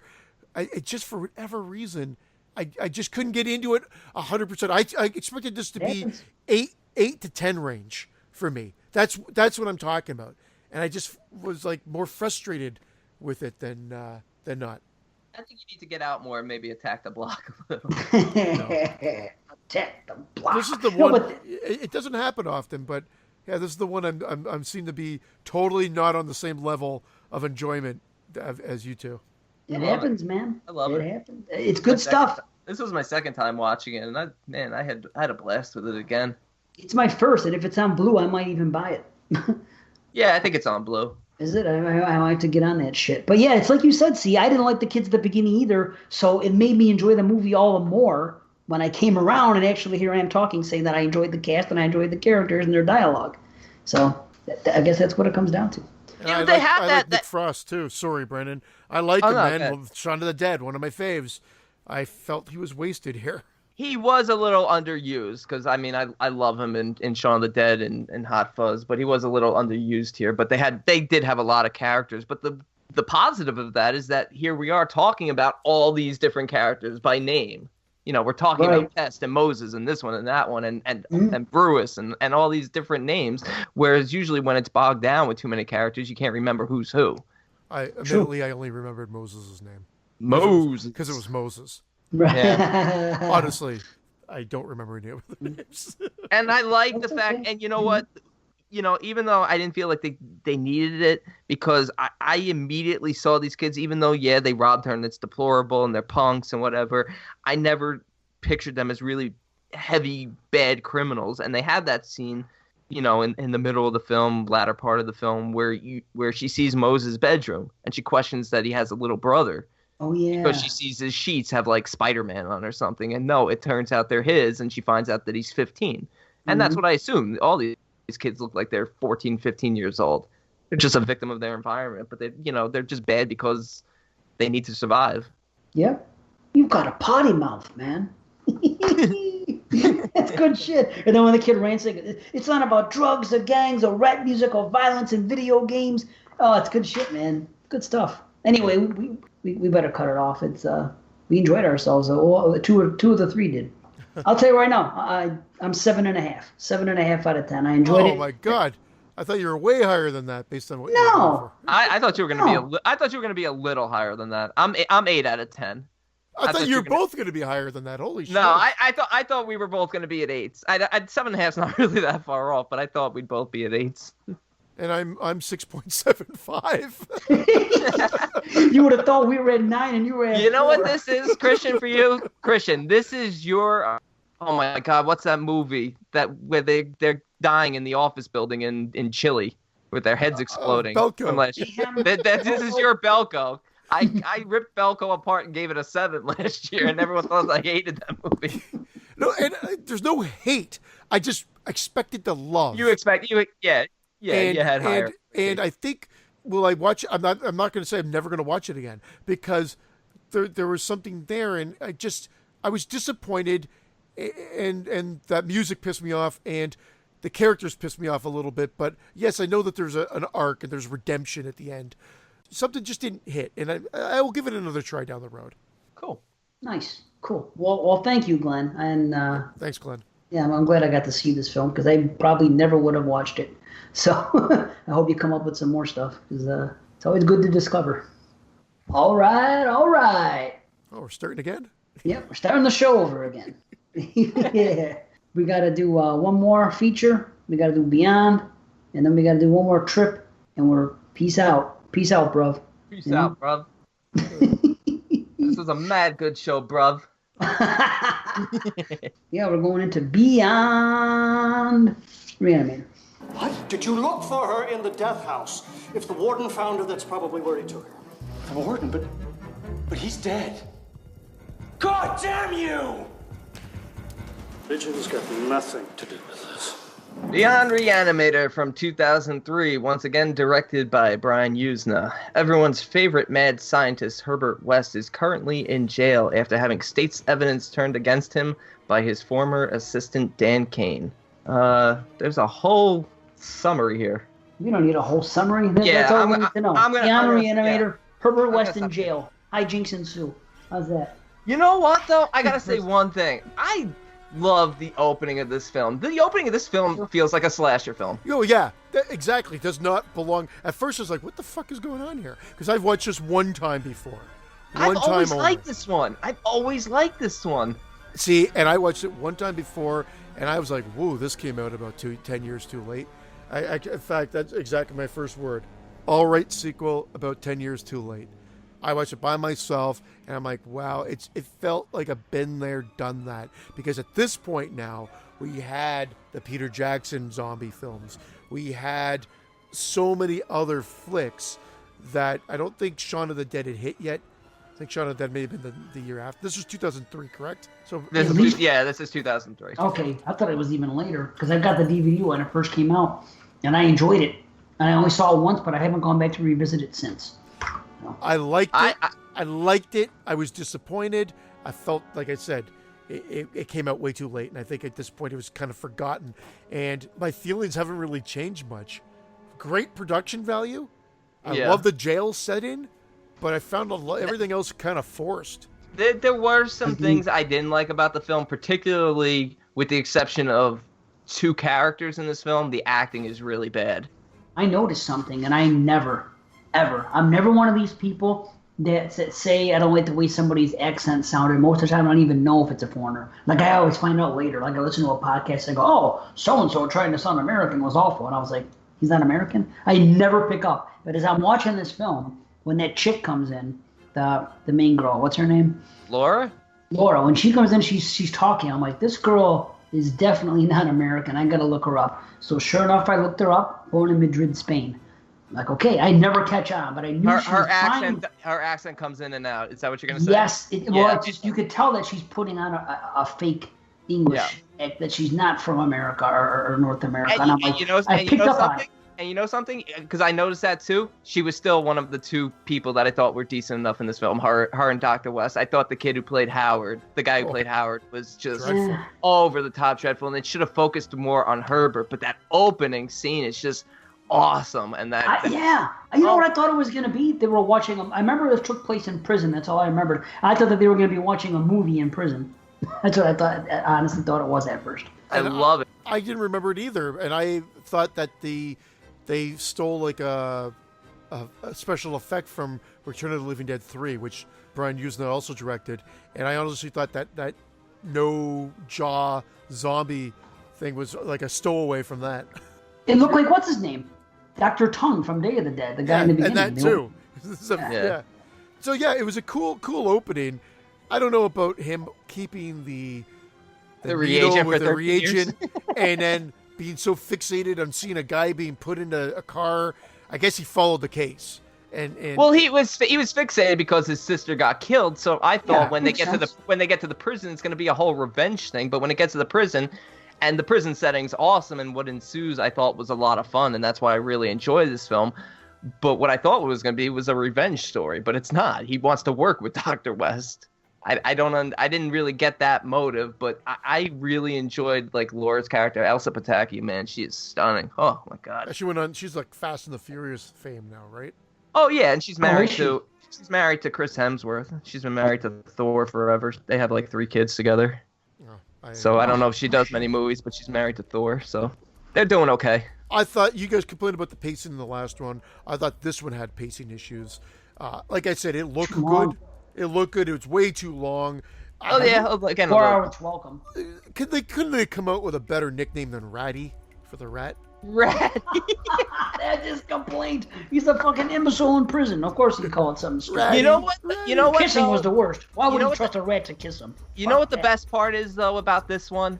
Is that finally they're developing the reagent story further. Because he's finally been able to... Now the story is he's been able to neutralize the behavior with this NPE. I get ya. But then they went and they had to make it like so convoluted that part of it. With the electricity.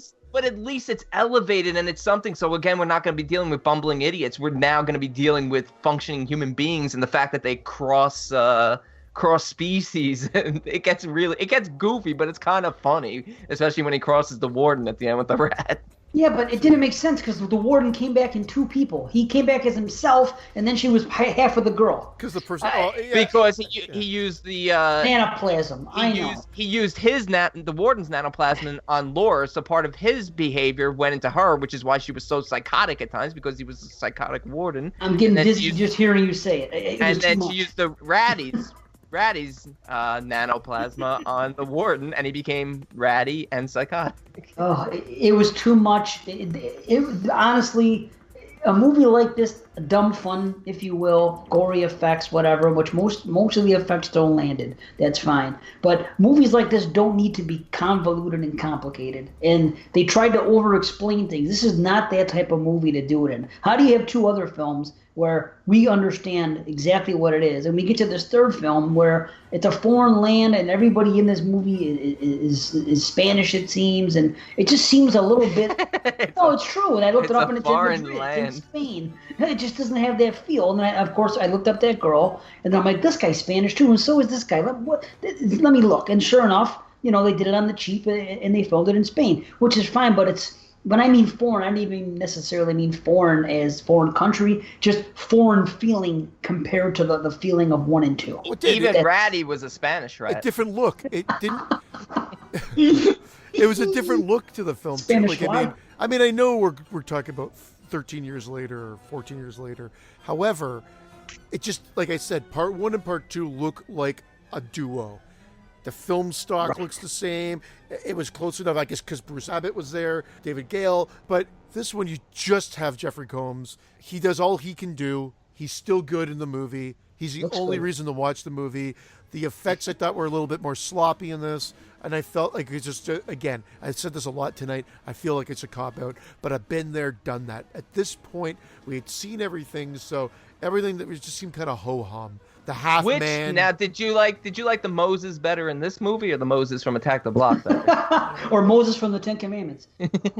Maybe I'd actually give him to the Attack the Block. Attack the Block Moses? Remember how we've said this before? Well, I've said this before. In discussion that I've had with JP about if a movie is in a franchise, do you rate it too high because of it? I think I even said it on the Nightmare Show on part 1 because I listened to it the other day. And I remember saying that just because something is a franchise, does that mean you're going to rate it higher and stick with it and everything else? Or are you harder on it because it's a franchise film? Do you have higher expectations? Well, this is one of those instances where I noticed that because this is a franchise film, I stick with it.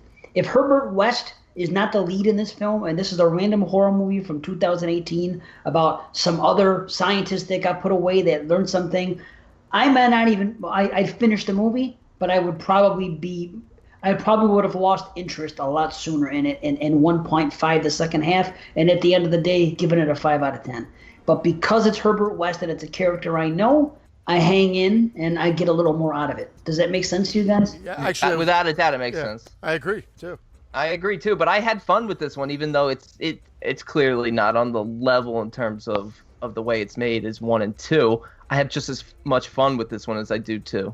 I felt there's a pretty steep drop off. In the third act, by the time it gets there, it wears out its welcome, and then it makes that crime of stuffing too much into the third act, which is kind of a staple of 1 and 2. 1 and 2 are known to have those off-the-wall third acts with crazy shit. This takes it even a step further by having all kinds of crazy, zany shit happening and then over-explaining all this shit with nanoplasm and this and that. Like I said before, it's too convoluted.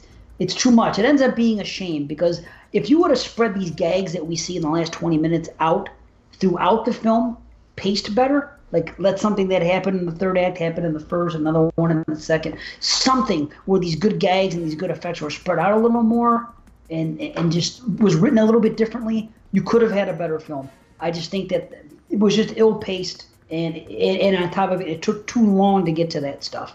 That was my problem. It's not a bad movie. It's almost like a wasted opportunity. And it's almost like they did the same shtick that they did with 1 and 2. Of course, they bring in this new guy, and they make him have a love interest in that girl. And he even says it. And you know it's going in that direction. It's like, oh, she's trouble. Or what is the line? I think I might. I think I... You're moit? I might have written something down when he said something about the girl being something or other, and she's going to be, I forgot what he said, but Wes says some comment like, she's going to be trouble. And he's like, of course she is. Something along those lines. And it's like, and sure enough, she ends up being a distraction for the guy because he has a love interest all of a sudden, and it figures in. It's like C's been saying, been there, done that. It seemed like that was forced into this film. It didn't have to be. It's almost like, okay. That's what these films are, though. Yeah, but it's not Dan Kane anymore. They don't have to do it. You know what I mean? It's like they have a check mark a box, and they want to, okay, love interest that's going to cause more trouble? Check. This is going to happen? Check. Crazy fucking third act? Check. I understand if it's formulaic, like a Friday film or something like that. It seems like this stuff was forced this time instead of being natural in the script. That's all. I see a little bit of that, but at least they elevated. I know it's messy and there's a lot to it, but at least the reanimation process is expanded upon, and it's sort of like multiple behaviors happening now, and the whole idea of the warden reanimating the death row inmates so they can suffer forever, it's kind of like haunting. And then they have, the funny lines in there, Dr. West with the Spanish guy. He's like, that's quite enough of USA, and he's killing the half a body, and then it gets pretty dark at the end between Howard and Lore. When he's basically just holding her head. It's pretty dark. But I'm done. I'm out of the movie at that point. And everything that you build up on the sort of next level of the reagent and the reanimation process, again, suffers because you have the rest of the movie hasn't pushed the envelope enough. It can't be a film within the franchise and take a couple of steps back. So like Dave said, they put all the zany shit into the end, but there's not enough throughout, and I still don't think it's elevated to the extent it needs to be, coming 13 years after the last movie, and with all these other movies that really push the envelope above and beyond. So where Re-Animator came out in 85 and Bride in 89/90, they still pushed the envelope, and they were introducing stuff that you really hadn't seen before. And that's why I think I hold them in a higher regard. And then this one is just like, yeah, ho-hum. Saw Half Guy and Dead Alive back in like 93. Right. I don't know.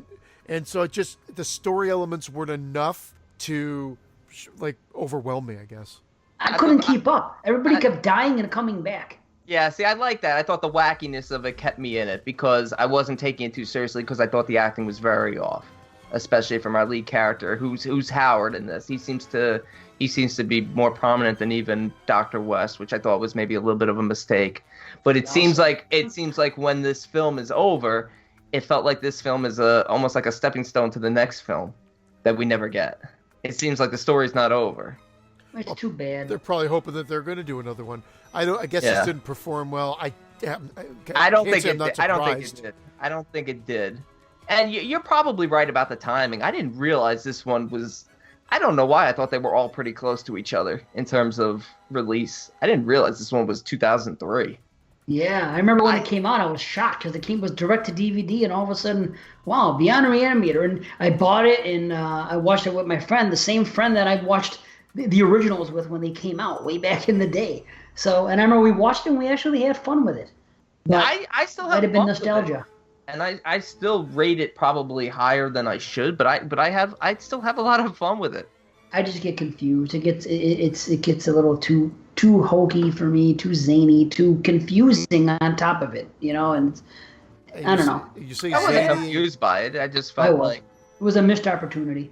Yeah, there could have been a better story within the jail. It could have been a more revenge-oriented story.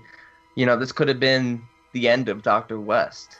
Especially, I mean, I know they don't plan on ending the franchise at this point, and if it's successful, they'll keep it going. But this could have been an opportunity for Howard's character to actually get revenge against Dr. West and ultimately defeat him in the end. But he immediately shows up and just wants to work with him and immediately tells him, "Oh, you're the one who is responsible for the death of my sister. Yeah, I want to work with you." Like, it just... And here's the reagent from 13 years ago that you dropped. Well, he's curious. Maybe he figures, Yeah, but bring someone back to life. There is definitely a better movie in there, because I talked about it with part one when we were doing it. Like, it felt like a little bit of almost like two movies, like a serious movie and a comedy movie. And I talked about how maybe I would have liked to have seen the darker side explored more, but then how it would have taken away from the comedy. Whereas in this one, there's definitely a better story, but what we get is still enjoyable and to me just as rewatchable as part two was. Yeah. Yeah, no, I can't agree with that. I'm bored by this movie. I think I'm kind of in the middle, you guys. I don't know. The one thing I do like is that it finally worked. It didn't last. It worked for a few seconds, but they injected somebody and they came back and they were speaking like a normal person. Just for a few seconds then I went to shit, but that was the first time it actually worked. And I was like, oh, wow, look at this. That's something. The evolution of the reagent. That's a positive about the film. Yeah, I do get that. I do like that, the evolution of the reagent, that they have to keep adding to what they started with. And I dig that, but just... And I feel like they tried to go back to the sleaze more of the first one. I just don't care about the warden and this character and bark like a dog. And I just don't give a fuck about it. It's like Human Centipede 3. Yeah, well, that's the problem is some of the performances, including the warden's, who's kind of a pivotal character in this, because we're supposed to really hate him, and we do because he's a piece of shit, but he's also not the best in terms of performances. I wonder if the performances were better, if this film would play better the way it is now. I don't know. Might help a bit, but overall, I don't know. Maybe if Leslie had shown back up. That's Lieutenant Leslie. Well, I'm curious to see where we land on these ratings. I'll go right ahead. I'm nothing major here, but I'm going to come in 6.5. Okay, I'm a 6. I'm a 6. As am I. I'm a 6 as well. But just said like Brandon was so much higher again. Right, that's why I said. I felt like I could be easily at a 5 because I consider that an average movie, right? Just blend by the numbers, and that's kind of how I talked about it. But there was enough of a boost just to get it to that 6 level. Enough of enjoyment. Again, maybe Jeffrey Combs. Yeah. And again, maybe that franchise factor that you brought in, because if this was anything else, I think it would have been a 5. Or possibly lower. So I think Jeffrey Combs, that's how much weight he brings to it as the actor, as the character. Yeah. And for me, I was going to say, one of the things I've been doing, especially of late, and that's, I don't have set ratings. I don't have anything written down. I don't have my ratings for the movies. I have a ballpark of where I am. And to be honest, it went up on part 1 when we did it, because I usually like to talk about, when we talk about it is when I start to realize if I like it a little bit more or I like it less. And it actually went up for part 1, and it went up a little bit for part 2, and went down a little bit for this one. For my ballparks, I was originally 8, 6, 7, and I went up to 9, 6.5, and came down from a 7 to a 6.5 on this one.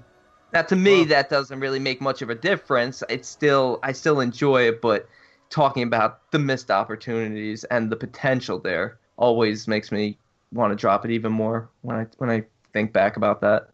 Well, that's the end of that, huh? All we got to do is a triple R, and we out of here, man. You know what I wanted to mention was that we, speaking of ratings, and I put up that post in the group page. I just wanted to mention it real quick because it ended up being closer than I thought. I thought I was going to get buried.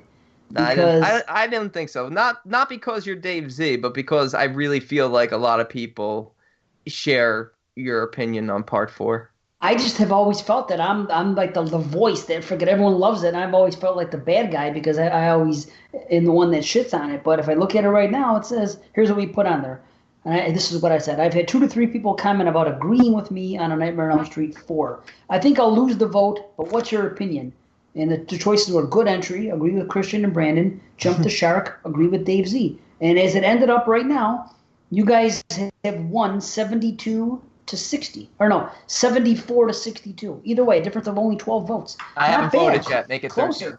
Closer than I thought. Not 50-50, but more like a 60-40 type deal, if you will. You know, and you know what? I can live with that. At least I know I'm not alone on that island, because sometimes you feel like you are, especially when everyone loves something and you're the one that doesn't love it. That happens. But anyway, just thought I'd point that out since we were talking about ratings and all that stuff and talking each other up and down. I was going to say I couldn't talk anybody down when we talked about Nightmare 4, but whatever. It is what it is. You talked me up. That's funny. Okay. All right. We got one more to go, right? One more triple R. All right. Rock and roll. This is for Jerry Cortez, Mr. Venom himself, who wanted us to watch a newer movie called Feral. I went on record as saying by the Dave Z way of looking at films on the B that I probably would not have watched it, but I may have waited because I said it was right at the 4, but it only had 700 votes, and I need more than that. But to me, it probably would have been a wait and see, and if the votes never went up, it would have just been a skip altogether. All right. He's curious to hear what we're going to have to say, and I'm curious as to what everyone's going to say. Feral, Will. 2000. Directed and written by Mark Young. Students fight to survive a weekend in the woods.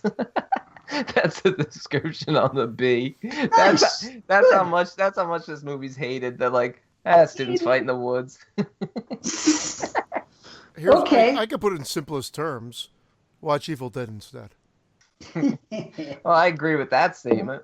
I don't think it's Evil Dead. I mean, it's so generic. Every cliche is played with here. Every cliche. Oh my God. Okay, now we're gonna have three couples here between the six friends. We're gonna have Jules and Alice. They're our lesbian couple. Of course, Alice is played by Scout Taylor Compton. She's struggling because she can't tell her father about being gay. Of Oh, course. and today's gay day. Today's gay day, by the way. Well, that's what I call it, because instead of saying Dre Day, I say gay day. You know what I'm talking about, right? No clue. It's National Pride Day. Oh, Pride Day. Yeah. Oh, yeah. is that today? Yeah, it's gay day. Yeah, I'm proud gay every day. day. But he's gay. I thought that was Anyway. totally forced.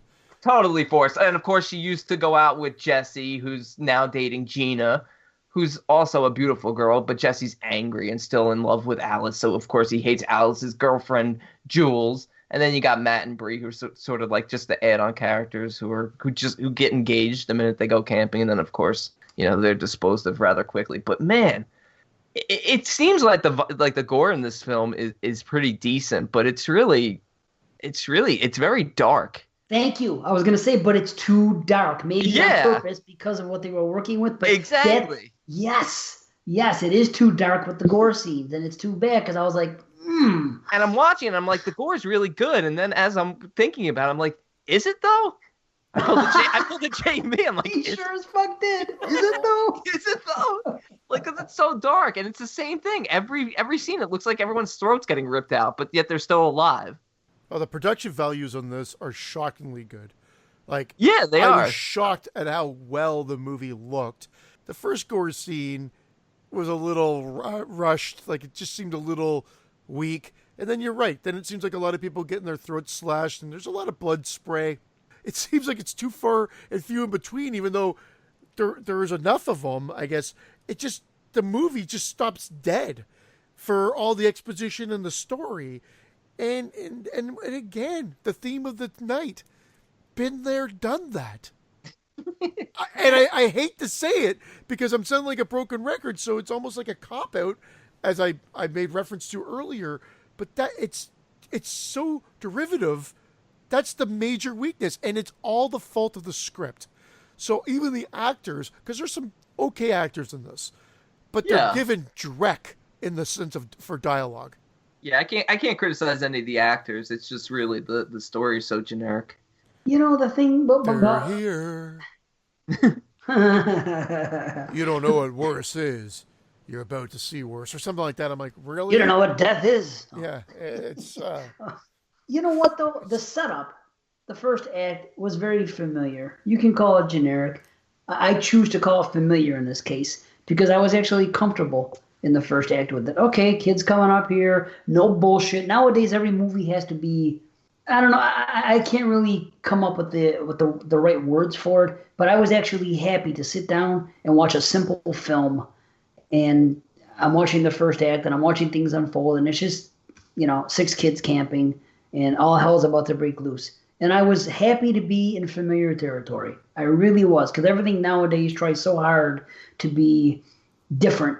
And this wasn't, but at the same time, it wasn't bad. Like, anybody can make a knockoff fucking Evil Dead or a knockoff slasher that's really bad, like a movie that you're going to rate a 3 out of 10. And yeah, then it's too familiar and it's too generic. This, the way it started out, I was actually on board. I was pretty much on board until they got with the neighbor guy, who all of a sudden knew everything but didn't explain why. Oh, it's a pharaoh. Oh, it's this. Oh, you got to do this. Oh, you could. If all he could have done was say, "Hey, I moved out here because of this reason. I'm actually a chemical fucking engineer for so and so, and I came out here to work on it for some reason." That would have been better than just this fucking guy for no reason knows everything. Well, he clearly is something, and they never really develop on it, but it almost feels like a less entertaining version, no comedy whatsoever version of Dead Shack. Is that here he is holed up out there because it's his son who turned into a feral. Which we've seen before, and I know this. Which we've seen before, and they never get into the origins of it. It's just a bunch of them fighting and back and forth, running into the woods to try to get help, and of course getting turned one by one. And it plays out exactly like you expect it would. They try to add a little bit of shock value at the end with one of the scenes, but it's not shocking. No, we know where it's going with him. We absolutely know where it's going to go with that dude. And my biggest problem is the third act, it became too much gunplay. That was my biggest complaint. And she's like suddenly the Mrs. Marksman. Like, did they set that up? Because there is a lot of exposition dialogue. Yeah, she talks about her dad was a hunter and taught her about weapons. She even says that. My dad was a hunter. He taught me about every weapon. Of course she said that, because that's the easiest way to explain how she's going to be good with guns. Dave, you did mention, and I know what you're saying about the beginning, about it being comfort food almost, based on the fact of how they set it up. The downfall is they do a nouveau thing. If that was old school, they'd just be talking about trying to get laid or doing this and the other thing or something else. And it's all exposition set up as faux character development to make these characters more three-dimensional, which they're really not.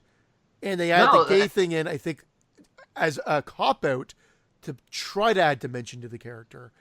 And it feels forced. It did feel forced. And so did the whole conversation around the campfire, talking about what kind of doctor they're each going to be. Yes. Oh, God. Like, I'm seriously? like, so they all, I mean, I'm going to make $400,000 a year. I'm like, do I have a fast forward on this? Because at least it explained how they came together. They all went to school together, and they all were doctors. They were all in medical school together. I didn't mind that, and I was actually okay with the angle about her being gay and being so close to her dad at one point, and now she's afraid to come out.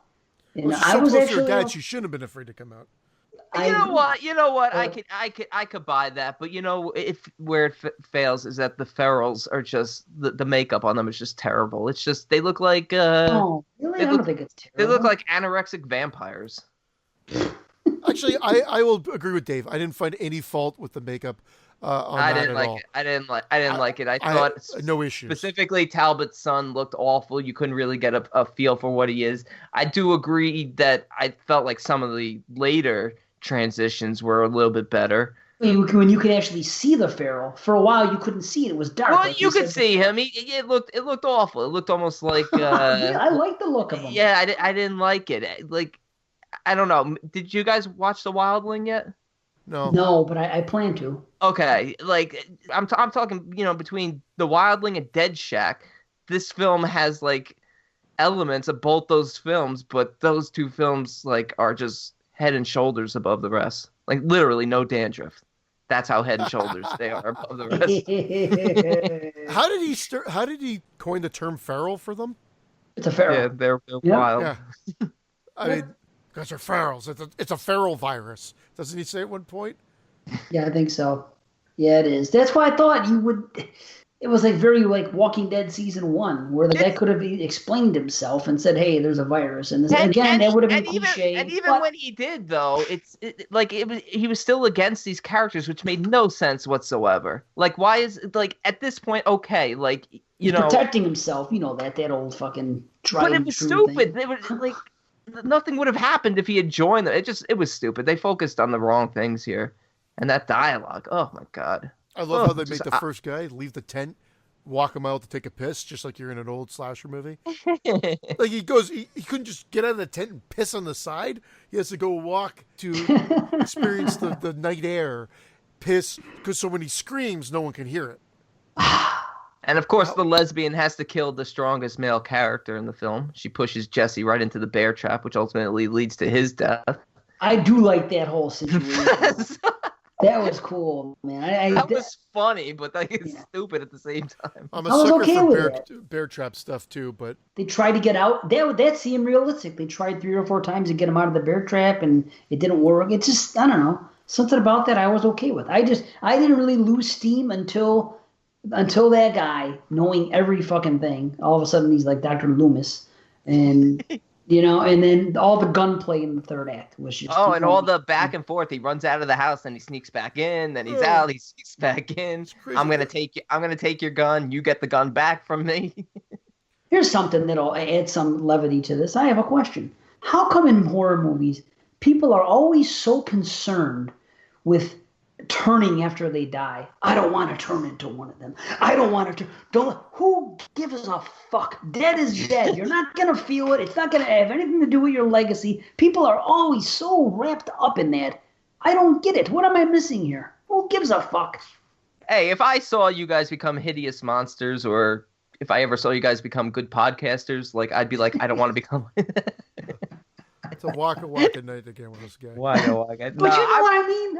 I get what you're saying, but I wouldn't want to turn either, especially if I saw something like that. I'd be like, nah, just shoot me. Who gives a fuck? You're not gonna feel it. It's not you anymore. It doesn't mean. I wouldn't make it all dramatic. I would just be like, hey, Alice, we tried. Give me a kiss. Now walk the fuck away, which is basically what happens anyway.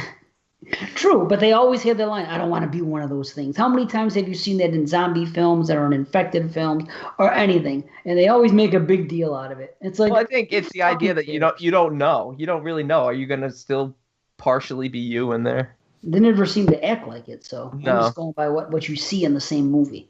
It's like I always tell my daughter and my wife, I don't give a fuck. When I die, just throw me in the river. I don't give a shit what happens to my body. Dead is dead. Granted, I'm an organ donor, so whatever. Take my organs. I don't give a shit. I want you people to save money. Don't fucking get a funeral and an expensive coffin and all this and all that. It's a big thing with me. I think it's all a waste of money and it's a fucking scam. And I don't care. I enjoy my life. So when I die, have a party, and I don't give a fuck what you do with my body. That's always been my attitude. I don't care. I don't have that much pride. Who gives a shit? I'm dead. Dead is dead. Yeah, no, I hear you. Serbian film 2, Dead is Dead. And then take your body and he's just going to rape it. It's just going to go on tour for a bunch of underground pornography things. Just going to keep pumping you full until you're taxidermied full of Serbian cum. I'm dead. I won't feel it. I don't give a fuck. Oh, it you'll feel matter. it. If I give somebody pleasure after I'm dead, then good on me. How's Put that? reagent into you. Reanimate you just so you can feel it again. The movie throws, get back to Feral, the movie throws the brakes on. It comes to a grinding stop where you're just like, okay, get to the next part where they're waiting for the gunplay final act to kick into play. And I found that that's where I was just like, okay, please get this movie going. I praise the production factor. I do not know what the budget of this movie was, but it looked like it had a budget. And that's good. Nighttime shots were good. The gore, like I said, a little bit underlit, I think on purpose, like you guys already brought up. But good look to the film. But I just didn't find it entertaining much at all. It needed some sort of twist backstory with the Ferals, with the origin of the Ferals, because clearly it started before Talbot's son, but we never learned that. And then during the whole shootout, again, it's very dark. There's one scene where I don't know if it's Jules or Alice, but she shoots at one of the Ferals from 2 feet away, and you think she killed it, but then it lunges at her again like 2 minutes later. When it's that big buildup of him growling and snarling behind her, and she could just turn around and blow it away, but she waits like a good 10 seconds. She does turn around and shoot him, but completely misses. I don't understand that. I don't know. It was goes right beside. No, there's some craziness. And that, Dave, the reason I brought up the comparison to Evil Dead is Ferals, demons, zombies, everything's interchangeable. So it's like, I would rather have it just been demons. At this point. Yeah, why not? You're right. They try to do something different. It's a virus. Virus is a hot thing. But they turned into. We didn't know what they turned into. They weren't feral animals. They were like vampire zombies. It was like, I don't know. Be creative. It's an infection. I don't know. It's an infection. Infected are hot still. You know what? Where the fuck are the demons? You're right. I want to see a movie like Baba's Demons again. Why can't we just get a demon movie? Where are these films? Why does everything have to be an infected? You're right. Where are the demons? You get a demon, but like stillborn. It's about the antagonist of the demon. It's not a big spoiler. You'll know that shortly in the film. It's a supernatural thing, and it's a demon that actually is one that's been, I don't want to say in real life, but it's something that's known. If you're like, you know what I mean. It's not something that they just made up. It's a demon I've heard the name of before, but either that's irrelevant. But still, I just want to put that out there because I thought it was kind of cool.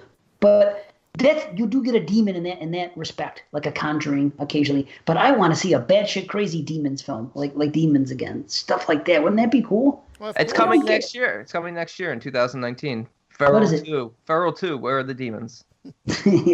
Feral 2. Demons. It's like fucking that one movie. A Haunting in Connecticut 2. Ghost of Georgia.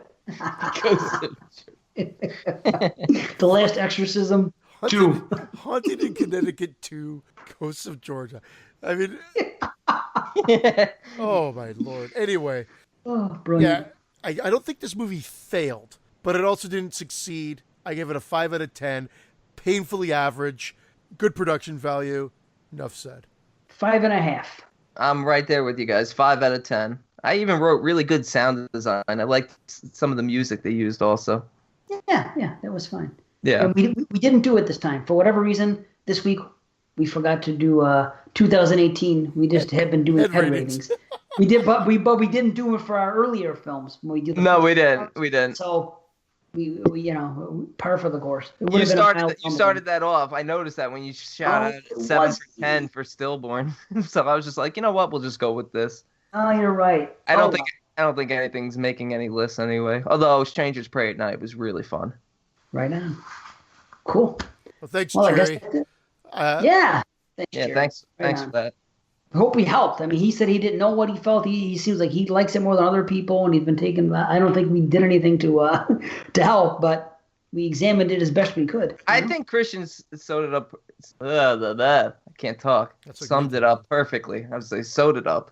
Sewed what up? The human centipede? Dave's corpse. Yeah, Dave's corpse.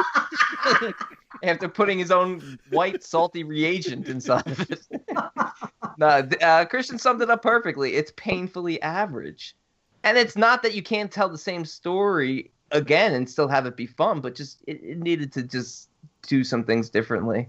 That's fair. We said the zombie movie's been done to death, yet they seemingly have been coming out with all these unique takes. Dead Shack. The one I was blowing that why can't I think of the name right now? Cargo. Cargo. And did you say Fargo? Cargo. Ravenous. Yeah, these are great new takes. And even Cargo, there have been other survival films in a zombie apocalypse that have been done. So it is about the script and the characters. Yes. And that's what the difference would be. Obviously, I know we're not really treading new ground here on what makes a film unique and good, but I mean, if you're going to go this route, then you really got to deliver on the gore and the kills. And this movie had gore and kills, but obviously not enough to elevate it above the derivative script. I think because it's so derivative that at this point, like you said, you need the characters are the most important thing, and they're not terrible, but they're just I didn't care who lived or died. Whereas in Cargo and Ravenous, Dead Shack I liked not as much as the other two, but particularly Cargo and Ravenous, they're really like you're invested in these characters, you're with them on this journey, and both films are terrific.